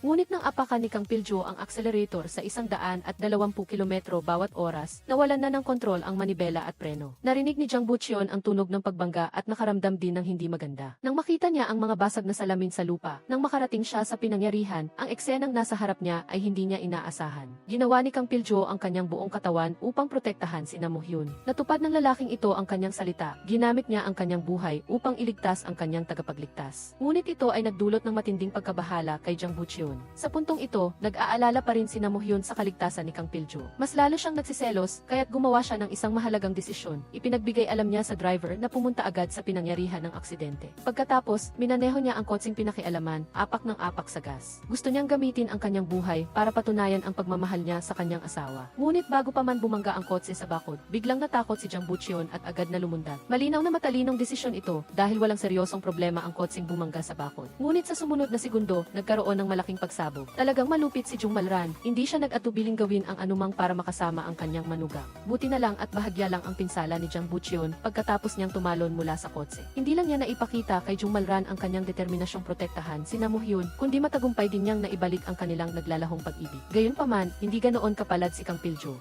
Mahigit isang buwan na pero hindi pa rin nagigising si Kang Piljo. Nakaramdam ng matinding pagkadismaya si Nam Hyun. Ang lalaking ito, na ginamit ang kanyang buhay upang patunayan ang kanyang determinasyon na protektahan siya, ay isang ulila na may mabigat na pasanin ng paghihiganti. Nakahiga na siya sa kama ng ospital, ngunit ginagamit pa rin siya ng pamilya Jang. Dahil sa dami ng nangyari, labis na sumakit ang ulo ng presidente. Personal niyang inutusan na iligtas si Kang Piljo sa anumang paraan. Alam ng presidente na ito ang gawa ng kanyang anak, ngunit hindi pa rin niya ito sinisi. Ikinalulungkot lamang niya na labis itong hangal. Direkta niyang sinabi kay Jang Sung Sungman na kung kalahati lang siya ng galing ni Kang Piljo, mas magiging maayos ang lahat. Hindi na niya kailangang mag-alala pa tungkol sa pagkamatay ng isang estranghero. Nang bumagsak ang tagapayo ng ginang, ang ginang ay lubos ding nag-aalala. Sa harap ng panggigipit mula sa ibang miyembro ng pamilya, napilitan siyang magreklamo sa taong nagpapakalma sa kanya. Kasabay nito, habang nalulunod sa pag-ibig ang kanyang anak, napilitan din siyang tanggapin ang manugang na may hawak na sikreto laban sa kanya. Akala niya ay babalik sa dati ang relasyon ni Jang Butcheon at Namuhyun, ngunit hindi niya inaasahan na matutuklasan ni Namuhyun ang isa pang nakakagulat na sikreto. Ang kanilang unang pagkikita ni Jang Butcheon ay hindi aksidente, kundi sinadya. Sa gabi, habang mahimbing na natutulog si Jang Butcheon, dahan-dahang bumangon si Namuhyun at lumabas. Kinuha niya ang album mula sa drawer at tiningnan ang bawat liham na isinulat ng kanyang asawa sa kanya 5 taon na ang nakakaraan. Palagi siyang nakakaramdam ng kakaiba. Agad siyang tumakbo sa silid ni Kang Piljo at sa wakas ay natuklasan ang lihim na itinago nito sa likod ng frame ng larawan. Hindi ba ito ang kanyang sarili noong siya ay 15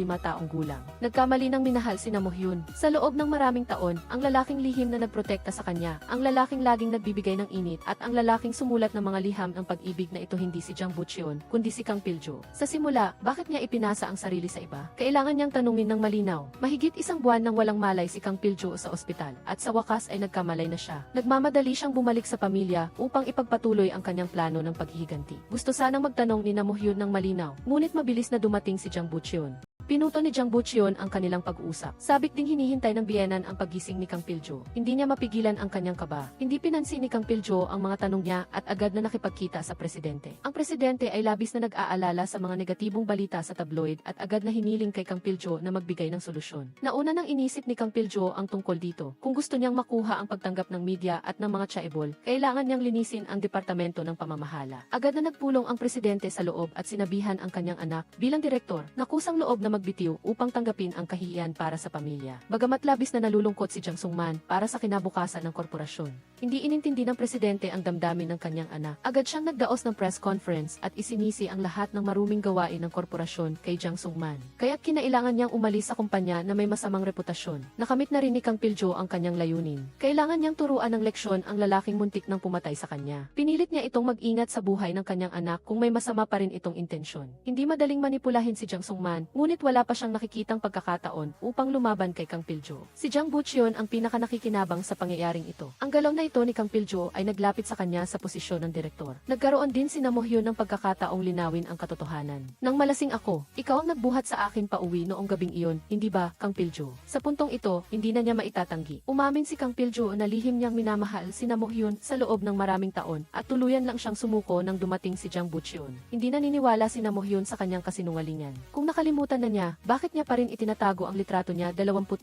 taon na ang nakakaraan? Hindi niya masabi na siya ang nagplano ng pagkikita ng dalawa at lalong hindi niya masabi na ito ay dahil sa paghihiganti. Nang sabihin ni Namuhyun na labis siyang naghihirap ngayon, hindi na napigilan ni Kang Piljo ang kanyang sarili at lumapit sa kanya. Ngunit nakatakda na ang dalawa na hindi magkasama. Biglang pumasok sa silid ni Kang Piljo ang ginang. Binalaan niya ang kanyang manugang na huwag nang makipagkita pa kay Kang Piljo ng mag-isa. Kasabay nito, lihim din niyang sinanyasan si Kang Piljo na lumayo. Agad siyang natauhan. Hindi pa tapos ang kanyang plano ng paghihiganti. Kailangan niyang mabilis na tulungan si Jang Butcheon na maging direktor. Naging balakid na ang dalawang bata sa korporasyon. Sa lohika, ang posisyong ito ay dapat na kay Jang Butcheon, ngunit hindi inaasahan na babaliin ng presidente ang kanyang salita. Naniniwala siya na mayroon ding karapatan ang dalawang apo sa patas na kompetisyon. Nagpasya siyang hayaan ang dalawang apo na ipakita ang kanilang kakayahan sa maikling panahon. Kung sino ang huling makikinabang ang siyang magiging direktor, si Jang Butcheon ay may tuturing na may talento. Habang nasa Amerika, nagsimula na siyang magsaliksik ng isang uri ng contraceptive. Walang side effect at matagumpay na nakuha ang clinical trial results. Balak niya sanang sorpresahin ang presidente, ngunit hindi niya inaasahan na naimbestigahan na pala ni Kang Piljo ang research project na ito. Kasabay nito, sinabihan niya si Jang Butcheon na gawing publiko ito at samantalahin ang pagkakataon upang paalisin ang dalawang kabataang amo at matagumpay na makuha ang posisyon ng direktor. Ngunit ayaw ni Jang Butcheon. Mayroon siyang sariling plano, ngunit walang pakialam si Kang Piljo. Agad niyang inutusan ang kanyang assistant na ipahayag sa lahat ng website ang bagong gamot na ito. Narinig ng presidente ang kanyang kasambahay na binabasa ang nilalaman nito at pinuri niya si Jang Butcheon sa pagiging isang talento sa tulong ni Kang Piljo. Ang posisyon ng direktor ay natural na mapupunta sa kanya. Impormasyon. Ikinalat sa buong Korea ang nalalapit na pagtaas ni Jang Butcheon sa posisyon. Si Jang Sungman, na dati nang hindi nasisiyahan dahil sa 15 araw na suspensyon, ay hindi na makaupo ng tahimik ngayong pati ang kanyang anak ay walang kwenta. Agad niyang inilantad ang relasyon ni Jang Butcheon at Yoon Seo-won sa media na naging sanhi ng pagsabog ng balita online. Ang balitang ito ay talagang ikinagulat ng ina ni Namuhyun. Hindi niya inaasahan na ang kanyang masunuring manugang ay magiging kasing walang walang silbi. Naramdaman niya ang lungkot para sa pagdurusa ng kanyang anak, ngunit tiniyak ni Na Mo-hyun na kaya niyang hawakan ito. Pagkatapos matuklasan ang balita, agad na inutusan ni Kang Pil-jo ang kanyang assistant na subaybayan ang e-address. Ang pag-post ng kumpirmasyon ay isang magandang bagay. Dahil sa ginawa ni Jang Sung-man, lumipad si Kang Pil-jo na parang rocket patungo sa bahay ni Yoon Se-won.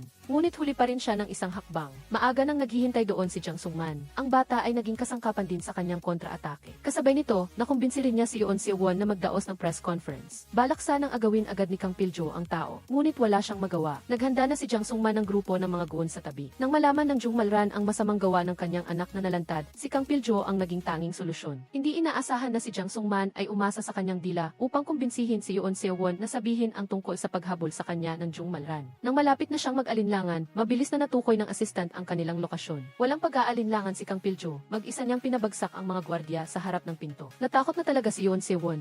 Kailan may pinilit siya ng lalaking ito ng maraming beses, ngunit ngayon ay walang ginawang labis si Kang Pil-jo. Sa halip, gusto niya itong dalhin sa isang lugar kung saan siya malaya. Pagkatapos niyang kumalma, magpapasya siya kung magsasagawa ng press conference o hindi. Pagkasabi nito, agad niya itong dinala sa pinakamataas na palapag ng isang hotel. Talagang kaawa-awa rin si Yoon Se-won. Inamin niya na ang kanyang buhay ay napakahirap. Isang 6 na buwan na buntis na itinapon at pagkatapos ay pinulot muli. Akala niya ay makakaakyat siya sa tuktok ng kasikatan tulad ni Kang Pil-jo sa tulong ng kanyang anak, ngunit muntik na siyang mawala. Hindi siya pinahirapan ni Kang Pil-jo. Binigyan niya si Yoon Se-won ng sapat na oras para mag-isip. Pagdating pa lang sa bahay, inakala ni Jang Butcheon na magpapasya ang kanyang ex-girlfriend na labis niyang ikinagulo. Kaya't dali-dali siyang tumakbo sa hotel para hanapin si Kang Pil-jo, kasama ang kanyang assistant para kunin ang bata. Natakot si Jang Butcheon na sirain ng babaeng ito ang kanyang pagkakataong umangat sa posisyon. Kaya, agad siyang kumuha ng handa ng kutsilyo. Walang pag-aalinlangan niyang hinarap ang taong minsan niyang minahal, buong lakas na itinusok ang kutsilyo. Mabuti na lang at ang kutsilyo ay tumama lamang sa unan. Hindi inaasahan ni Yoon Se-won na ang kanyang dating kasintahan ay magiging ganito nakakatakot. Binalaan siya ni Jang Butcheon na ang tanging dahilan kung bakit nag-uusap pa sila ay dahil sa kanilang anak, ngunit anumang makahahadlang sa kanyang karera ay kanyang aalisin. Hindi naglakas loob na lumaban si Yoon Se-won. Ganap na siyang nawala ng pagmamahal at pakikipag-ugnayan sa lalaking ito.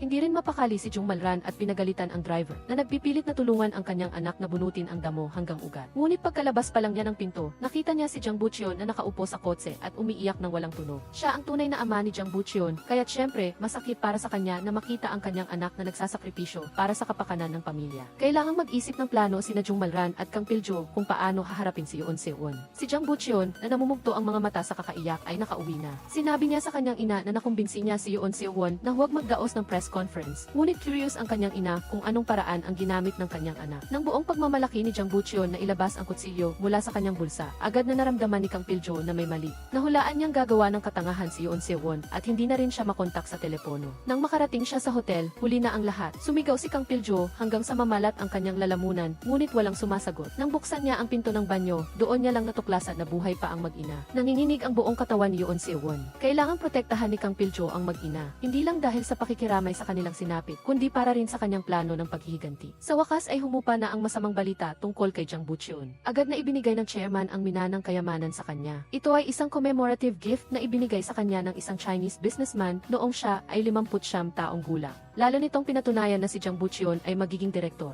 Kawawa ang dalawang binatang Panginoon sa panig na ito. Nang malaman ng chairman na inilabas niya ang masamang gawa ni Jang Butcheon, agad niyang inalisan ng karapatan si Jang Sung-man na mag-apply at sinabihan pa itong dinungisan niya ang pangalan ng pamilya. Kahit bobo ang dalawang binatang Panginoon, iba ang kanilang ama. Dinala ni Jang Sung-man ang kanyang anak sa harap ng chairman upang humingi ng tawad. Dahil mga apo niya ang mga ito, unti-unting lumambot ang puso ng chairman. Ngunit mabilis na kinumbinsi ni Kang Pil-jo na kailangan pa ring maging halimbawa para sa libu-libong iba pang empleyado. Hindi matanggap ni Jang Sung-man na diktahan ng mga tagalabas. Tiyan nahihilahin niya si Kang Pil-jo sa putikan kasama niya. Ngayon, hawak ni Kang Pil-jo ang kapalaran ng pamilyang ito, ngunit hindi rin bobo si Jang Butcheon. Malinaw na alam niya ang tunay na pagkakakilanlan ni Kang Pil-jo, ngunit hindi siya umimik. Bukod pa sa babala mula sa dalawang binatang Panginoon, lalong naging maingat si Jang Butcheon. Ang kanyang kapatid sa ama ay balang araw ay kukunin ang kanyang posisyon bilang direktor. Paano naman si Kang Pil-jo na makontento sa posisyong iyon? Ang tanggapan ng paghihiganti mula ng itatag ito ay patuloy na nagmamanipula sa mga staff ng pamilya. Gayunpaman, hindi inaasahan ni Kang Pil-jo na matutuklasan ni Jang Butcheon ang kanilang base, at bukod pa rito, sinubukan pa nitong suhulan ang assistant ni Kang Pil-jo. Alam niyang nadiskubre na ni Jang Bucheon ang kanyang tunay na pagkakakilanlan, kaya't kailangan niyang turuan ito ng leksyon. Gusto niyang ipahayag na ang kasal ni Jang Bucheon at Namuhyun ay siya ang nagplano. Ngayon, natakot na siya. Malinaw na hindi nagbibiro si Kang Piljo. Bago pa man makareact si Jang Bucheon, nakipagkita na siya kay Namuhyun. Hindi lang niya sinagot ang tawag ni Jang Bucheon, kundi pinatay niya rin ang telepono ni Namuhyun para maintindihan nito ang lahat. Agad na binuksan ni Kang Piljo ang pinto ng opisina. Ang kilos na ito ay direktang nagpatahimik kay Namuhyun. Matapos siyang payuhan na maghanda, sinimulan niyang buksan ang mamahaling projector. Lahat ng larawan ni Namuhyun mula pagkabata hanggang ngayon ay lumabas sa screen. Tila lihim na naging bahagi si Kang Piljo ng bawat sandali ng kanyang buhay. Noong una, sinusubaybayan at kinukunan niya lang ito ng litrato para mas makilala siya. Ngunit sa huli, natuklasan niya na nahulog na pala siya sa pag-ibig sa babaeng ito. Ngunit para sa kapakanan ng pamilya, kinailangan niyang magtiis at gumawa ng pagkakataon para magkita sina Namuhyun at Jang Bucheon. Ilang beses nang gumuho ang mundo ni Namuhyun, lahat ay dahil sa lalaking nasa harapan niya, ngayon ang taong matagal na niyang hinahanap ang kanyang unang pag-ibig. Ngayon, binago niya ang buhay ng tatlong tao. Ang ganitong pagkakamali ay hindi kayang ayusin ng isang yakap lang. Ang loob ng dalawang tao ay puno ng salungatan. Sa mismong sandaling iyon, dumating din si Jang Bucheon. Paulit-ulit siyang tumawag sa kanyang asawa, ngunit hindi sumasagot. Dahil nasa sarili nilang mundo ang dalawa, hindi nila narinig ang pagdating ni Jang Bucheon sa pintuan.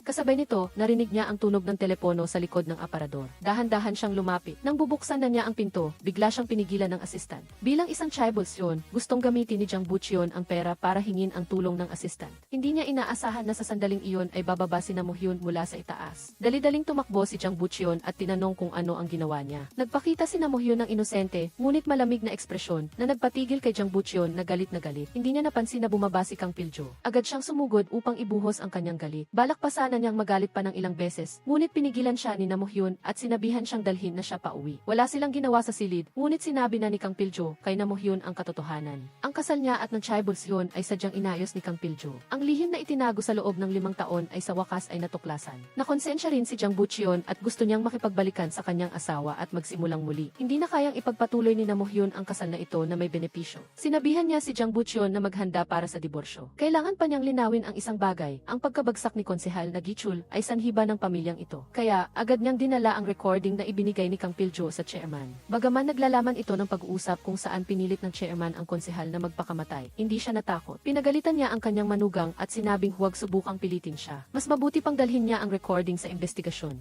Nagulat sa kayabangan nito, walang magawa siyang pinaalis sa pamilya. Sa galit niya, kinuha niya ang kanyang telepono para magsumbong sa pulis. Bagaman may sama pa rin siya ng loob sa ginawa ni Kang Piljo, pinigilan pa rin siya nito. Ang dahilan kung bakit mayabang ang chairman ay dahil alam na niya na buhay pa si Konsehal na Gichul. Kahit na imbestigahan pa, ang pinakamalalalang na kaso ay sa pilitang pagpapakamatay na hindi nagtagumpay. Ito rin ang naging dahilan kung bakit siya nagpasya na patawarin si Kang Piljo. Lumapit si Namuhyun sa assistant ni Konsehal na Gichul. Mula sa bibig nito, nalaman niyang ginamit din siya ng kanyang tunay na ama. Noong una, handa siyang ipagpalit ang kanyang anak na babae para sa pondo sa halalan. Hindi makapaniwala si Namuhyun na para lang maging mayor, ganoon ang gagawin. Kaya hindi nag-atubili ang kanyang ama na ipagbili siya sa pamilya Jang. Kung gayon, marahil ang pagpapakamatay ay dahil sa matinding kahihiyan. Ayaw na niyang maghiganti. Gusto niyang kausapin si Jang Bucheon at ilatag ang lahat. Kung ang buong mundo ay ginagamit siya, kung gayon ang pamilya Jang ay kailangang magbayad ng pera para sa kanyang nasirang buhay. Tinanggap ni Jang Bucheon ang material na kabayaran, ngunit hindi niya matanggap ang diborsyo. Umaasa siyang matapos mabunyag ang lahat ng kasinungalingan, makaksimula silang muli. Inilabas ni Namuhyun ang recording ng chairman at konsehal na Gichul. Nagulat si Jang Bucheon nang malaman ang katotohanan at paulit-ulit lang siyang humingi ng tawad. Sa puntong ito, wala na siyang pag-asang pigilan pa siya. Kung hindi matatapos ang kasal sa pamamagitan ng kasunduan, sa batas na lang. Gustong mabuhay ni Namuhyun para sa kanyang sarili minsan, at sundin ang kanyang tunay na damdamin. Natuklasan niya na ginamit siya ni Kang Piljo para ipaghiganti ang kanyang namatay na mga magulang at kapatid. Gusto niya itong papayapain para iwanan ang puot. Gusto niyang tumakas silang dalawa, ngunit masyado nang malayo ang kanyang landas ng paghihiganti. Plano niyang mabuhay ng mag-isa hanggang sa kanyang pagtanda. Ang init ng kanyang unang pag-ibig ay hindi rin makapagpapalaya sa kanya mula sa kanyang pagkahumaling sa puot. Ang pagbabago ni Jang Bucheon ang nagtulak sa kanya upang mapabilis ang kanyang plano. Maghihintay siya hanggang sa matulungan siya ni Kang Piljo na maging direktor, matapos matagumpay na makuha ang karapatan sa pamamahala ng mga tauhan. Agad na tinawag ni Lucien ang dalawang batang Panginoon ng pamilya at ibinigay sa kanila ang posisyon ng vice-presidente. Malinaw na magkasabwat ang dalawang magkapatid para kalabanin si Kang Piljo. Lumapit siya sa chairman upang magsumbong. Bagaman pinagalitan niya si Jang Bucheon dahil sa pang-aabuso sa kapangyarihan upang ibalik ang taong pinarusahan niya, alam ng dalawang magkapatid na lahat ito ay pakana ni Kang Piljo. Agad na nagpadala ng sulat ng pagtatalaga si Jang Bucheon Butcheon na gustong ipadala si Kang Piljo sa isang kumpanya sa Amerika para maging manager. Oras na para lumaban si Kang Piljo. Pagkatapos, sinuot niya ang kwintas na iniwan ng kanyang ama noong taong iyon kasama ang ebidensya ng mga krimen na nakalap niya sa loob ng mahigit 15 taon laban sa chairman. Ang nawawalang bastardong apo ay lumitaw ngayon pagkatapos ng 25 taon. Nang buksan ng chairman ang kakaibang kwintas, ang litrato sa loob ay labis niyang ikinagulat. Hindi ba ito ang kanyang namatay na anak at apo? Agad niyang tinanong si Kang Piljo kung saan niya nakuha ito. Gayunpaman, inayos ni Kang Piljo ang kanyang damit at dahan-dahang tumayo. Lolo, ang salitang bilolo ay muntik ng ikamatay ng chairman. Sa kapasidad ng kanyang pagiging panganay na apo ng pamilya, magalang na yumuko si Kang Piljo at binati ang kanyang lolo. Ngunit sa kanyang panaginip, hindi niya inakala na ang abogado na nakatago sa pamilya sa loob ng 25 taon ay ang mismong labas sa kasal na apo na kanyang itinakwil. Sa loob ng kalahating oras, nagkatitigan lang ang dalawang maglolo. Binuksan ng chairman ang kanyang bibig at tinanong ang intensyon ni Kang Piljo. Direktang sinabi niya na gusto niyang garantiyahan siya ng chairman. Kumuha ng kaunting pera mula sa pinakamalaking bangko sa Korea para bumili ng mga stock ng pamilya. Siyempre, inakala ng chairman na walang kwenta ang sinasabi ni Kang Piljo. Ang ebidensya ng krimen mula 25 taon na ang nakakaraan ay ang dahilan kung bakit itinago ni Kang Piljo ang kanyang pagkakakilanlan. Pinipilit mo ba ako? Opo, chairman. Malinaw na natakot ang chairman, ngunit kailangan pa rin niya ng test. Bago pa sumikat ang araw ngayon, itinago ng dalawa sa lahat ang pagpunta sa ospital ng pamilya para sa blood test para maiwasan ang panluloko at maging patas ay kinuha nila ang telepono ng isa't isa. Pagkatapos ng 8 oras na paghihintay, sa wakas ay nagkaroon ng 79% na pagkakatugma ang resulta. Matapos matanggap ang resulta, kalmado pa rin ang chairman. Tinatanong niya si Kang Piljo kung paano siya nakalapit sa pamilyang ito noon. Isang simpleng aksidente sa trapiko ang nagdulot ng matinding puot sa pagitan ng dalawang pamilya. Ang estudyanteng nagmamaneho ay isang tribal son. Hindi niya matanggap ang biglaang pagkamatay ng kanyang ama, kaya't nagmaneho siya ng lasing. Ang nabangga niya ay isang miyembro ng gang. Dahil wala itong pambayad, inanyayahan niya ang estudyante sa kanyang bahay. Nang malaman niyang si Jang Butcheon ay anak ng isang chaibol, nagpasya siyang humingi ng malaking halaga ng pera. Ngunit hindi niya kayang humingi ng pera sa kanyang pamilya, kaya't wala siyang nagawa kundi maghintay na mamatay. Gayunpaman, ang tauhan ng gangster ay lubhang matuwid. Naantig si Jang Butcheon sa kabaitan nito matapos ang ilang araw na walang kain. Ngunit nang sabihin niya ang pangalan ng kanyang ama, agad na natigilan si Kang Piljo. Hindi ba ito ang kanyang kapatid sa ama? Ngunit hindi niya magawang ilantad ang kanyang pagkakakilanlan dahil isa lamang siyang anak sa labas. Maraming taon na ang nakalipas nang walang awa siyang iniwan ng pamilya. Mabuti na lang at malaki ang kanyang kapalaran kaya't nakaligtas siya. Kaya, nagpasya siyang pakawalan si Jang Butcheon. Hindi pa man siya nakakatakas, nakasalubong na niya ang leader ni Kang Piljo. Balak sana niyang protektahan si Jang Butcheon para makatakas ito, ngunit hindi niya kayang talunin ang leader. Nang dakpin ng leader si Jang Butcheon, hindi inaasahan na direkta nitong hinugot ang kutsilyo sa loob ng damit ni Kang Piljo at ibinigay sa kanya. Hindi makapaniwala si Kang Piljo na nakatagpo siya ng isang desperadong tao. Sa ganoong paraan, dinala ang dalawa sa silid ng investigasyon. Nakipagtulungan din ang leader na tinamaan. Simpleng binati lang ng katiwala at nakakita na si Jang Butcheon ng pag-asa na makalaya. Sinabihan ng investigador ang leader na ituro ang salarin. Hindi inaasahan na walang pag-aalinlangang itinuro niya si Kang Piljo. Marahil ito ang kapangyarihan ng pera. Kahit sumigaw si Kang Piljo at sabihing inosente siya, walang nakinig. Dahil dito, kinailangan niyang tanggapin ang 2 taong rehabilitasyon. Siyempre, hindi siya sumuko. Pagkatapos niyang lumaya, patuloy niyang pinoprotektahan si Jang Butcheon. Mula pagkabata, marami na siyang pinagdaanan sa buhay. Kahit na isa laban sa 10, wala iyon sa kanya. Ang kanyang tapang ay nagpatakot kay Jang Butcheon. Nang makita niya ito, dali-dali siyang tumakbo palayo. Agad siyang hinabol ni Kang Piljo at natakot si Jang Butcheon at halos maihi sa takot. Ngunit hindi inaasahan, biglang lumuhod ang binata sa harap niya. Panginoon, magkaibigan tayo. Biglang nagkaroon ng libreng bodyguard. Kaya, mabilis na dinala ni Jang Butcheon si Kang Piljo sa kanyang bahay. Nakita ng Jung Malran na pinasa ni Kang Piljo ang kasalanan para sa kanyang anak at nakita rin niya ang matuwid na kilos ni Kang Piljo. Kaya, nagpasya siyang panatilihin siya at palakihin na parang sariling anak. Ngunit sa hating gabi, biglang kinuha ni Kang Piljo ang kutsilyo at nagpunta sa silid ng Jung Malran. Alam niyang siya ang utak sa pagpatay sa kanyang pamilya. Habang nag-aalangan siya, biglang nagising ang Jung Malran. Inakala niyang desperado ang batang ito dahil sa kahirapan. Nagpasya siyang magbayad para makapag-aral siya ng batas at kasabay nito, matulungan ang kanyang anak na maging direktor ng korporasyon.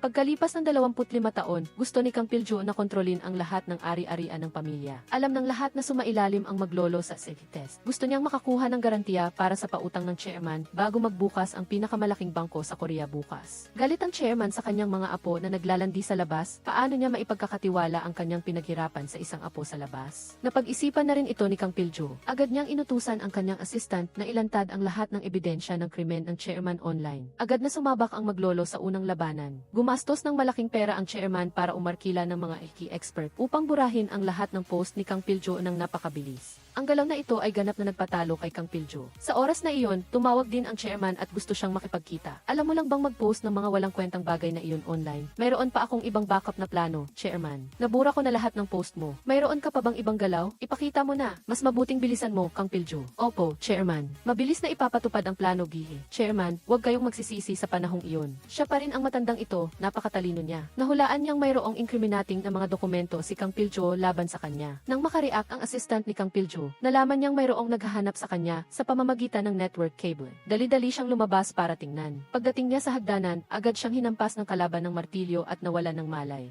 Nagpanggap ng mga janitor ang ilang thug at direktang sinugod nila ang ilang dosenang sako. Ganap na walang pakialam sa assistant na walang malay sa sahig. Gumamit sila ng espesyal na paraan para buksan ang kanilang safety deposit box. Napakabilis na napuno ang ilang malalaking sako ng mga dokumento. Halos mapuno ang trunk ng pickup truck. Sa mismong sandaling ito, bumalik din si Kang Piljo. Mabuti na lang at hindi pa nag-log out ang assistant. Bagaman ninakawan ang buong opisina, binaliwala pa rin nila ang baso ng inumin ni Kang Piljo dahil sa ilalim ng takip ay may nakatagong is. Sa laban na ito, kailangang may mabuhay at may mawala. Sa harap ng lahat, nagkunwari ang mga empleyado na walang nangyari. Sa pagkakataong ito, may isang hakbang na hindi naisip ang chairman. Nang matapos ang pulong, paglabas pa lang ng chairman ng pinto. Maraming reporter ang dumating at pinalibutan siya. Ang chairman, pinuno ng pinakamakapangyarihang korporasyon sa South Korea, ay sangkot sa maraming krimen. Sumabog ang balita sa buong bansa. Malinaw na matagal nang inihanda ni Kang Piljo ang lahat ng plano. Pagdating ng chairman sa bahay, agad siyang nakatanggap ng imbitasyon para sa investigasyon. Hindi lang iyon, sa pagkakataong ito, walang sinumang nangahas na ipagtanggol siya. Kahit nawala ng opisina si Kang Piljo, buti na lang at walang nangyaring masama sa kanyang assistant. Magkapatid sila sa puso. Kailangang tulungan ng assistant si Kang Piljo na maghiganti kahit na masira pa siya. Nagkita muli ang maglolo ng pribado. Malinaw na hindi na mayabang ang chairman tulad ng dati. Agad siyang tumawag sa head ng bangko. Gusto niyang garantiyahan si Kang Piljo bago niya makumpleto ang halaga ng pera. Mabilis niyang itatataas si Jang Bucheon sa posisyon ng chairman. Napakasimple ng kanyang layunin, hindi naman talaga apo ng chairman si Jang Bucheon. Pagkatapos niyang umakyat sa posisyon, i-anunsyo niya ang kanyang tunay na pagkakakilanlan sa media. Ang mga hawak na stock ni Kang Piljo, kasama ang kanyang pagiging panganay na apo, ay magpapahintulot sa kanya na hawakan ang buong korporasyon ng pamilya na parang kasing dali ng pagbaliktad ng palad. Hindi alam ng mag-ina ang huling layunin ni Kang Piljo, ni hindi rin nila alam na pinipilit niya ang chairman.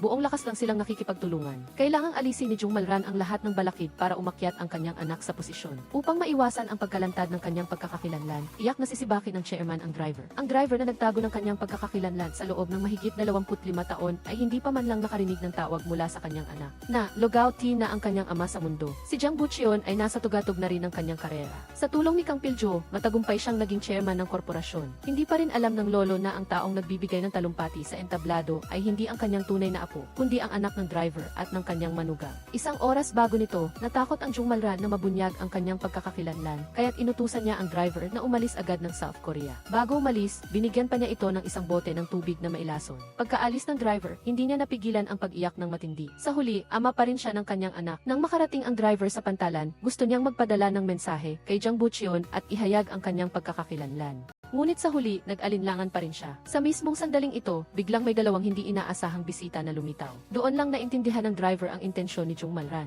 Ang mainit na tubig na iyon ay para paalisin siya. Kahit ayaw niya, kailangan niyang inumin. Kahit papaano, mas magaan iyon kaysa saksakin. Ngunit napakalakas ng lason sa tubig. Ang mensaheng balak niyang ipadala kay Jang Bucheon ay hindi pa niya naipadala ng mauna na siya. Matapos manungkulan, nakatanggap din si Jang Bucheon ng unang tawag. Hindi niya alam na ang namatay na driver ay ang kanyang tunay na ama. Nalungkot lang siya dahil nawalan siya ng taong palaging nagmamalasakit sa kanya. Nang dumating si Kang Piljo para ayusin ang libing, natuklasan niyang nag-iwan lang ito ng isang testamento. Nahulaan din niya na si Jung Malran ang may gawa nito. Kung gayon, kailangan niyang ilantad ang lihim na tinago niya sa loob ng 25 taon. Matagal nang pinalitan ni Kang Piljo ang panulat na ginagamit ni Jung Malran sa pagpirma. Nirecord niya ang pag-uusap ng mag-ina at ibinigay sa lolo para dahan-dahan itong pakinggan ng mag-isa. Inay, alam kong may dalawang ama ako. Ang isa ay ang yumaong vice-presidente at ang isa naman ay hindi ko alam kung sino. Ang tunay kong ama, ang mga salitang ito ay direktang nagpagulo sa lolo. Ang posisyon ng chairman ng korporasyon ay naipasa sa isang tagalabas. Medyo mayabang si Kang Piljo sa sandaling ito, matagumpay niyang napasakit ang matandang tusong iyon ng husto. Susunod na ang pagkakataon ng madrasta. Nangako noon si Jung Malran na bibigyan niya ng gantimpala si Kang Piljo kapag naging chairman si Jang Bucheon.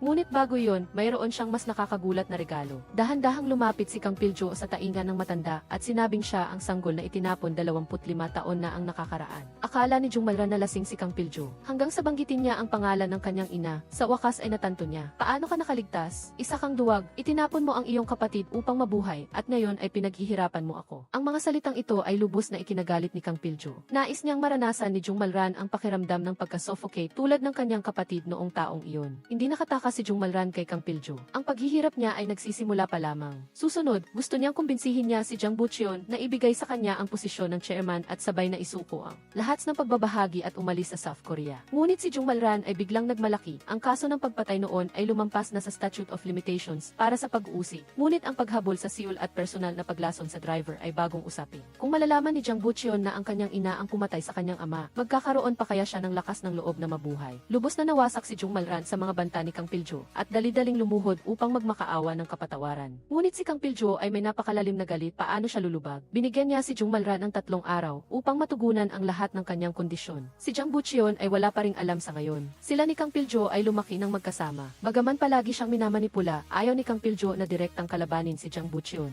Sa huli ay sinabi ni Jung Malran kay Jang Bucheon ang pagkakakilanlan ni Kang Piljo. Sa katunayan, matagal na niyang alam ang totoo. Ngunit sinadya niyang itago sa kanyang ina dahil natatakot siyang hindi niya makayanan ang dago. Ngunit sinabi ni Jung Malran na si Kang Piljo ay isa lamang alagang aso nila. Kung magbago ito, paano ito makakaapekto sa may-ari? Huwag kang magbiro. Palagi kong nararamdaman na may galit siya sa atin. Hindi ko maintindihan kung alam mo ang dahilan. Gusto niyang hindi malaman ni Jang Bucheon ang tungkol sa nakaraan. Kaya agad siyang pumunta upang hanapin si Jang Sungman at sabihin ang pagkakakilanlan ni Kang Piljo. Sapat na ang pagtitiis ni Jang Sungman sa pagmamayabang ni Jung Malran at madalas niyang sinusunod ang plano ni Kang Piljo para labanan siya. Ngunit sumang-ayon pa rin siya sa kanyang bayao na paalisin ang mga tagalabas at bawiin ang mana ng pamilya. Bagaman nakakita ng pag-asa si Jung Malran, agad na nagbago ang isip ni Jang Sungman pagtalikod niya. Mabilis niyang ikinumpere ang ni na Jang Bucheon at ng kanyang sariling anak na nagkukumpirma na ang chairman ng grupo ay hindi taga-pamilya Jang. Siguradong alam na rin ni Jang Kuokwan ang pagkakakilanlan ng 2 illegitimate grandchildren. Siya at si Jang Sungman ay kailangang protektahan ang kanilang purong dugo. Sa ganitong paraan, may isa na namang kalaban sina Kang Piljo at Jang Bucheon. Biglang naging mabait si Jang Kuokwan sa pamilya ni Jang Sungman na nagpatahimik din kay Jung Malran. Alam niyang may ibang plano na si Jang Sungman.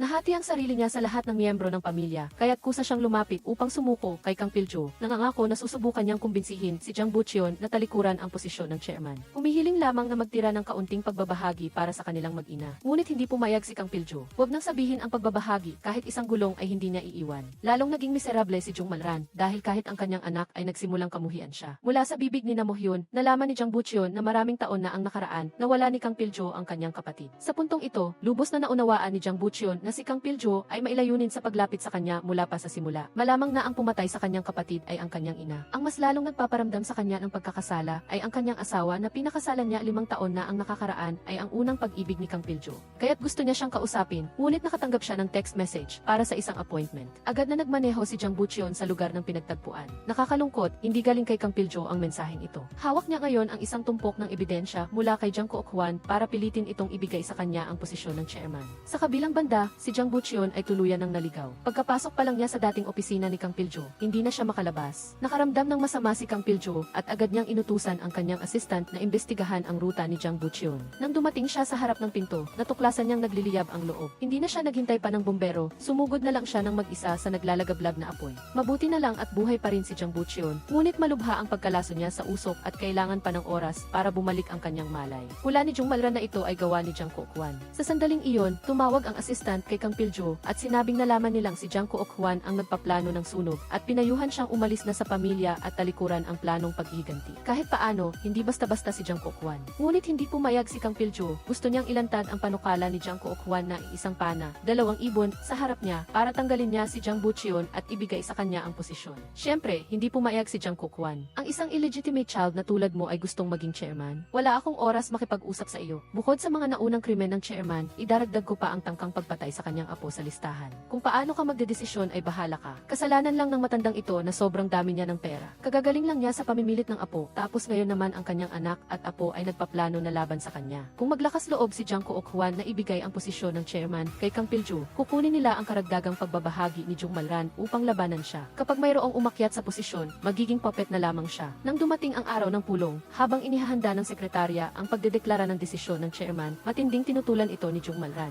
Kung tutuusin, pansamantalang nawala ng malay ang kanyang anak na kararating pa lang sa posisyon. Para maging patas, si Kang Piljo, hinimok na pumili ng isang kasama para sa chairman na may parehong karapatan. Nakatanggap ito ng pagsang-ayon mula sa lahat. Kung gayon, ang napili ay sina Kang Piljo at ang anak ni Jang Sungman. Siyempre, kumpiyansa si Jang Sungman dito. Direkta niyang nilapitan si Jung Malran. Gusto niyang mag-ambag ng pagbabahagi para kalabanin si Kang Piljo. Ngunit minamaliit nila ang lalaking ito na nababalutan ng pagkamuhi. Pagkatapos, nagpasya ang sekretarya na ang dalawang kandidato ay dapat may pantay na bilang ng pagbabahagi. Matagal nang ibinigay ni Jung Malran kay Kang Piljo ang kalahati ng kanyang pagbabahagi. Pinaalalahanan ni Kang Piljo ang kanyang sarili na mayroon pa siyang bahagi na tinulungan siya ng chairman sa pautang upang bilhin. Nagdulot ito ng pag-aalala sa lahat. Alam ni Jang Kok-hwan na siya ay kinakalkal. Ngunit walang magawa, lalo pang pinagsisihan ni Jung Malran. Sa simula pa lang ay para na sana sa kanya ang posisyon ng chairman. Hindi inaasahang biglang nagkamalay si Jang Bucheon at gusto niyang makipagkita kay Kang Piljo. Nagtitigan ang dalawang lalaking magkaedad. Si Jang Bucheon ay maaaring kusang isuko ang posisyon ng chairman kay Kang Piljo. Umaasa lang na patawarin niya ang kanyang ina. Ngunit hindi ganoon kadakila si Kang Piljo. Sinabi niyang gusto niyang makitang magkasamang bumagsak sa bangin ang kanyang stepmother at si Jang Kok-hwan. Dahil dito, nakaramdam ng kawalan ng pag-asa si Jang Bucheon. Bakit hindi mo na lang ako hinayaan na mawala? Bakit mo pa ako iniligtas? Hindi ko gustong iligtas ka. Huwag kang maging mayabang. Kung mawawala ka, ako ang magdurusa sa kahihinatnan. Maliwanag na si Kang Piljo. Hindi na siya ang asong masunurin sa pamilya Jang. Kailangan niyang makuha ang posisyon ng chairman upang maalis ang kanyang mga kalaban.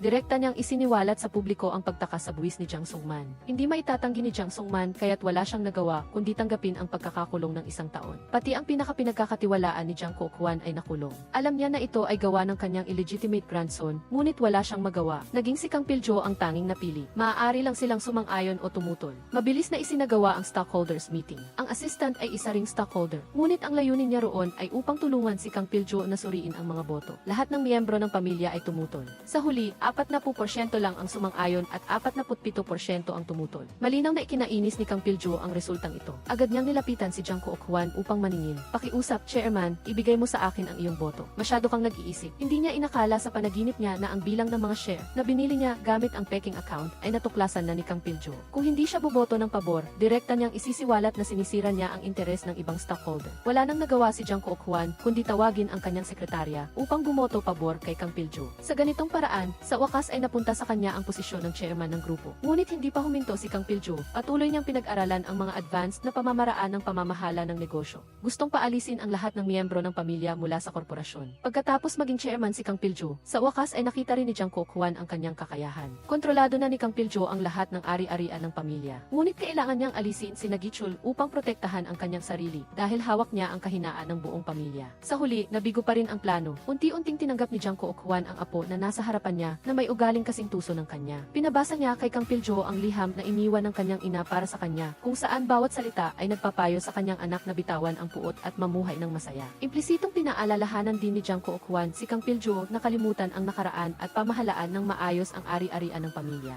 Ngunit huli na ang lahat. Matapos magkamalay si Nagichul, bigla siyang nag-post ng video online na nagnanais na ilantad ang lahat ng sikreto ng pamilya Jang. Nagkagulo ang buong South Korea sa pag-uusap. Nagpabilis din ito sa pagbagsak ng pamilya. Tingnan natin muna ang reaksyon ni Kang Piljo. Alam niyang hawak ni Nagichul ang recording ng pagbabanta sa kanya, ngunit pinayuhan pa rin niya itong ilabas. Sa huli, naintindihan din ni Namohyun na handa na si Kang Piljo na mawala ang lahat. Sa kabilang banda, hindi inakala ni Jang Bucheon na buhay pa ang kanyang biyenan. Nakakatawa na sa simula ay umiyak pa siya ng husto sa harap ng kabaong nito. Diretsahang sinabi ni Kang Piljo na siya lang ang tanging hindi nakakaalam ng totoo. Sa huli ay napagtanto ni Jang Bucheon ang kanyang kamangmangan. Sa lahat ng oras, siya ay parang isang payaso sa pamilyang ito. Kaya't nagpasya siyang ibalik ang heirloom kay Jang Kok-hwan at mula ngayon ay hindi na makikilahok sa labanan para sa kapangyarihan. Nilapitan ni Jang Bucheon si Yoon Seo-won upang sabihin ang kanyang damdamin. Matagal nang nakita ni Yoon Seo-won ang balita sa TV at naramdaman niyang maswerte siya na hindi siya bahagi nito. Ngunit nahihiya pa rin si Jang Bucheon, umaasa na ang bata ay magpatuloy sa paggamit ng apelyido ni Yoon Seo-won.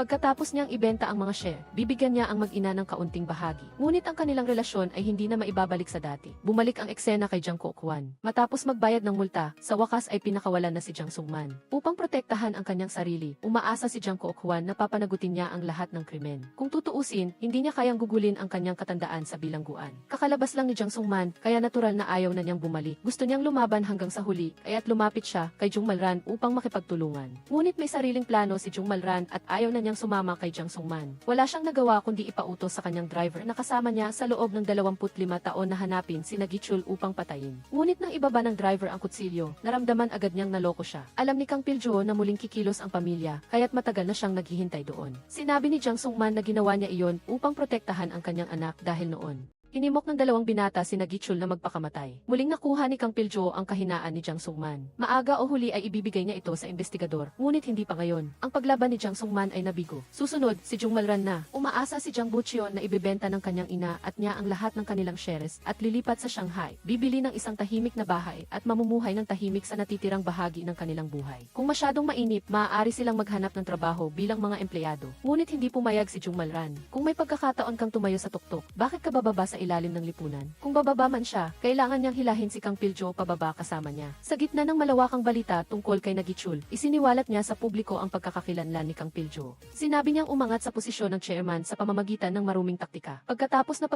ng anunsyo, agad na bumagsak ang presyo ng stock ng korporasyon. Ibinato ni Kang Piljo ang kanyang trump card. Inutusan ang kanyang assistant na isumite ang ebidensya ng pagpatay ni Jung Malran sa driver sa investigador. Pagdating ni Jung Malran sa bahay, nakatanggap na siya ng tawag mula sa pulisya. Hindi inaasahang narinig ni Jiang Bucheon na kakarating lang at sinagot ang tawag. Nang malaman niyang ang driver na laging nagmamalasakit sa kanya ay pinaslang ng kanyang ina, halos bumagsak siya. Nang lumabas si Jung Malran pagkatapos maligo, nakita niya ang mensaheng iniwan ni Jiang Bucheon. Sigurado siyang nalaman na ng kanyang anak ang tungkol sa pagpatay niya sa driver. Pinayuhan ng investigador si Jung Malran na manatili sa bahay at hintayin silang sunduin siya. Alam ni Jung Malran na hindi na siya makakalaban pa. Kaya, nagpaganda siya at lihim na naglagay ng lason sa baso ng alak. Inanyayahan si Kang Piljo para sa isang hating gabing pag-uusap. Kung tutuusin, magkasama na silang nanirahan sa loob ng 25 taon. Kaya syempre, hindi tatanggi si Kang Piljo sa huling kahilingan ng kanyang madrasta. Ang hindi niya alam, napakalakas ng lason sa baso ng alak. Walang pag-aalinlangan niyang ininom ito hanggang sa huling patak. Tara na't magkasamang umalis sa pamilya sa kabaong. Pareho na tayong nakainom ng lason. Hindi naman masama ang pagganap ko, di ba? Hindi inakala ni Jung Malran na may kakayahan sa pag-arte ang lalaking ito. Ang totoo, bago pumasok si Kang Piljo sa silid, pinigilan siya ng kanyang assistant. Natuklasan ng katulong na hinahanap ni Jung Malran ang itim na bote ng gamot. Hula ng assistant na iyon ay lason. Kaya naman, tinawag niya ang katulong at pinahagis ang bote ng gamot sa bag marahil ang pinakanatatakutan ng mga Koreano ay ang mga chaebol. Kaya nilang bilhin ang sinuman sa mataas na halaga. Si Jung Malran ay tuluyan ng natalo, ngunit hindi siya hahayaan ni Kang Piljo na mamatay ng madali. Sa halip, gusto niyang personal na ikulong si Jung Malran upang gugulin ang natitirang bahagi ng kanyang buhay doon. Balak sana niyang hamakin si Jung Malran ng kaunti bago umalis, ngunit hindi niya inaasahang biglang pumasok si Jiang Bucheon na may dalang baril. Akala ni Kang Piljo, hindi siya mangangahas na pindutin ang gatilyo, ngunit ang lalaking ito ay direktang kumilos upang protektahan ang kanyang ina. Gusto ni Jung Malran na magpakamatay sa pamamagitan ng lason. Sa huli, pinigilan pa rin ni Kang Piljo at Jiang Bucheon si Jung Malran na hanapin ang kamatayan bago sila dumating sa investigasyon room. At inutusan ang kanyang assistant na pamahalaan ang bahay. Sinabing mabilis siyang makakalabas. Ngunit sinabi ng assistant na hanggang ngayon lang siya magtatrabaho. Sa puntong ito, naintindihan ni Jung Malran na nabili na pala ni Kang Piljo ang kanyang mga tao. Masyado na siyang maraming kasalanan. Alam ng lahat na hindi na siya makakalabas pa. Sa wakas, nakuha rin ni Kang Piljo ang kanyang gusto. Habang tinitingnan ang larawan ng isang masayang pamilya, napaiyak si Kang Piljo ng husto. Dahil sa paghihiganti, nakalimutan na niya ang kanyang sarili, at sa buhay na ito ay hindi pa siya umibig. Ngunit hindi siya nagsisisi. Dahil sa pagkamuhi, naging mas mahusay si Kang Piljo, na nagpilit kay Jiang Kook-hwan na tanggalin ang konsepto ng hereditary succession. Lihim siyang namuhunan sa mga kumpanya ng pharmaceutical, para makilahok sa pananaliksik. Bagaman hindi matanggap ni Jiang Kook-hwan ang advanced na modelo ng pamamahala, sa kasalukuyan, tanging si Kang Piljo lamang ang makapagpapaunlad sa korporasyon. Sa isang panloob na pagpupulong, hiniling ni Kang Piljo sa mga senior executive na ipatupad ang isang reformang sistema ng pamamahala kung saan ang kumpanya ay pipili ng isifi batay sa kakayahan, na inaalis ang mga hindi kaaya-ayang termino tulad ng chairman. Ang bagong sistema ay nakatanggap ng matinding pagtutol mula kay Jiang Sungman. Iminungkahi din ni Jiang Kook-hwan na ibigay ang lahat ng desisyon sa mga stockholder, kaya walang sinumang interesado sa bagong sistemang ito. Pagkatapos ng pulong, lumabas si Jiang Kook-hwan at sinalubong siya ng isang lalaking naghihintay sa labas ng gate. "Itay, ako po ito. Ako po si Jiang Sandoo." Hindi kailanman kinilala ni Jiang Kook-hwan ang pag-ira ng anak na ito at lalong wala siyang pakialam ngayon. Ngunit hindi siya sumusuko. Bakit? Kung pareho silang illegitimate children, si Kang Piljo ay maaaring manatili sa pamilya at magtamasa ng kayamanan at karangalan. Siyempre, dahil sa kakayahan niya, kuya. Sinabi ni Kang Piljo na subukan pa niyang mas mahirap. Binigyan na niya ito ng pera noon, ngunit hindi inaasahang pakiramdam ng lalaking ito ay hindi pa iyon sapat. Pagka-uwi pa lang ni Jiang Kook-hwan, ipinalabas na sa GT ang balita na ang chairman ay gumastos ng 4 trilyong won para tulungan ang mga kumpanya ng pharmaceutical at nag-donate pa pa ng 500 bilyong won para sa mga aktibidad sa lipunan. Alam agad ni Jang Kook-hwan na ito ay gawa ni Kang Pil-jo at pinagalitan niya ito dahil sa paggamit ng kanyang pera para sa kawanggawa. Ngunit sinabi ni Kang Pil-jo na ito ang unang hakbang ng reforma na nagpagalit kay Jang Kook-hwan hanggang sa mawalan siya ng malay. Matapos siyang dalhin sa ospital, ipinahayag ng doktor na nawalan siya ng kakayahang magsalita. Ang katulong sa tabi niya na hindi kailanman binigyan ng pansin ang siyang pinakamabuting tao. Sa puntong ito, hindi pa rin siya umalis sa tabi niya. Nang malaman ni Gi-chul na malubha ang sakit ng chairman, ang buhay ng isang tao ay mahirap hulaan. Kailangan dumaan sa pintuan ng demonyo upang bitawan ang ambisyon. Nagpasya si Gi-chul na huwag nang magdaos ng press conference upang ilantad ang mga sikreto ng pamilya. Sa halip ay magpapasya siyang sumuko. Sa wakas ay sinabi niya sa kanyang anak na babae ang salitang kipaumanhin, ngunit ang nasirang buhay ni Mo-hyun ay hindi na maibabalik pa. Pinatawad din ng mag-ina ang lalaking minsang nabulagan ng kasikatan. Bagaman hindi isinapubliko ni Gi-chul ang mga krimen ng pamilya, hindi pa rin nakatakas si Kang Pil-jo sa pag-uusig. Ibinigay niya ang ebidensya ng mga krimen ng lahat ng miyembro ng pamilya kay Mo-hyun. Alam ni Mo-hyun na gusto ni Kang Pil-jo na bumagsak kasama niya ang mga miyembro ng pamilya, kaya't agad niya itong dinala sa investigasyon at isinumbong ang mga krimen ng pamilya Jang sa pulisya. Ang paggawa nito ay hindi lamang makakatulong sa kanyang ama na makalabas ng maaga, kundi makakakuha rin si Kang Pil-jo ng pinababang sentensya dahil sa pagbibigay ng ebidensya. Nagpasya si Mo-hyun na talikuran ang kanyang trabaho sa welfare organization, ngunit umaasa si Kang Pil-jo na mananatili siya roon at pamamahalaan ng maayos ang pondo ng pamilya. Alam ni Mo-hyun ang kanyang paghihirap. Noong taong iyon, binigyan ni Kang Pil-jo ng pera si Gi-chul para sa kanyang kampanya sa halalan, kaya't maaga o huli ay masisira siya. Palaging nakakaramdam ng pagkakasala si Kang Pil-jo dahil sa pagkasira ng buhay ni Mo-hyun dahil sa paghihiganti. Ngunit marami na siyang naligtas na tao, kaya't matagal na siyang pinatawad ni Mo-hyun. Ngunit sa ganitong kalagayan, hindi na sila maaaring magkasama. Bagaman may kaunting pag-aatubili, ang paghawak sa kamay upang pigilan ang isa't isa ay nagdulot ng labis na pagkabahala sa kanilang dalawa. Bago ang araw ng paghatol, binisita ni Kang Pil-jo at Jang Bucheon si Jung Malran. Nangayayat na siya at tuluyan ng nabaliw. Sa kanyang pagkalito, nakita niya si Kang Pil-jo bilang kanyang asawa noong bata pa ito. Ang mga baliw na pahayag ni Jung Malran ay hindi sinasadya. Nilantad ang katotohanan. Noong taong iyon, personal na pinatay ni Jung Malran ang kanyang asawa. Labis itong ikinagulat ni Jang Bucheon. Sa puntong ito, wala nang magawa si Kang Pil-jo. Parehong kahabag-habag ang dalawang lalaking lumaki ng magkasama. Hanggang ngayon, hindi pa rin alam ni Jang Bucheon kung sino ang kanyang tunay na ama. Para mabawasan ang kanyang paghihirap, hindi na rin inihayag ni Kang Pil-jo ang katotohanan. Gustong tuluyang umalis ni Jang Bucheon sa pamilyang ito. Nagkasundo sila na kapag nagkita silang muli, ituturing nila ang isa't isa bilang mga estranghero. Dumating din sa wakas ang araw ng pagbagsak ng pamilyang Chaebol. Isang hagod ng martilyo ang naghatol kay Kang Pil-jo ng 3 taon, si Jang Kook-hwan ng 7 taon, si Jang Song-man ng 7 taon, at ang dalawang binata ng 2 taon. Sa pagkakataong ito, si Kang Pil-jo ay naging malaya at hindi na kailangang magsilbi ng sentensya para kay Jang Bucheon. Sa isang kisap mata, 3 taon na ang lumipas. Nanatili ang walang edad na mukha ni Kang Pil-jo. Nang bumalik siya sa korporasyon, maayos naayos ni Jang Kook-hwan ang kumpanya. Mabuti na lang at suportado siya ni Mo-hyun. Naramdaman ni Kang Pil-jo ang kaaliwan. Pagkalipas ng maraming taon, wala nang parehong kilig sa pagitan nilang dalawa. Ngunit nagpasya si Kang Pil-jo na huwag nang maging chairman ng korporasyon. Bago umalis, gusto niyang pumunta sa rooftop para tingnan siya. May isang tao na hindi niya kayang bitawan at iyon ay ang assistant. Mabuti na lang at maaga na itong tumalikod sa masamang gawain. Matapos umalis, hindi na ito muling nakialam sa mga bagay na may kinalaman sa hacker. Para kay Kang Pil-jo, ito ay isang perpektong pagtatapos. Hindi inaasahang sa oras na iyon, biglang sumugod ang illegitimate child ni Jang Kook-hwan. Binenta niya ang lahat ng kanyang ari-arian kay Kang Pil-jo. Akala niya matatapos na rito ang laro, ngunit sinabi ng direktor na hindi. Alam ni Mo-hyun na nasa rooftop si Kang Pil-jo, ay muli siyang tumakbo para iligtas ang buhay niya. Sa isang kisap mata, lumipas ang 1 pang taon. Matapos malampasan ang lahat ng paghihirap, natagpuan ng shipper ang lumang bahay ni Kang Pil-jo. Ang liham na ito ay ipinadala ni Mo-hyun na iniimbitahan siyang mag-apply para sa posisyon ng SHI sa kumpanya. Nagpasya si Kang Pil-jo na bumalik at tuluyan ng magpaalam sa pangalang Kang Pil-jo. Nais niyang maging isang tunay na miyembro ng pamilya Jang. Pumunta siya sa kumpanya upang mag-apply na may ganap na bagong anyo. Ngayon, ganap nang nagbago ang kumpanya alinsunod sa bagong sistema. Hindi rin gumamit ng backdoor si Kang Pil-jo. Ang lalaking ito ay dati nang napakatalino. Ngunit pagkatapos ng interview, bumalik din si Jang Bucheon sa kumpanya at hindi sinasadyang dumaan sa harapan niya. Matapos ang maraming taon, hindi nagbatian ang dalawa dahil sa una pa lang ay nagkasundo na silang magkunwari na hindi sila magkakilala. Pagpasok ni Mo-hyun, nakita rin niya ang kanilang mga anino. Perpekto na ba ang wakas na ito? Gusto ng scriptwriter na mabuhay ng maayos ang mabubuting tao. Dito nagtatapos ang pelikula. Salamat sa inyong patuloy na suporta. Magkita-kita tayo sa susunod na mga video sa channel.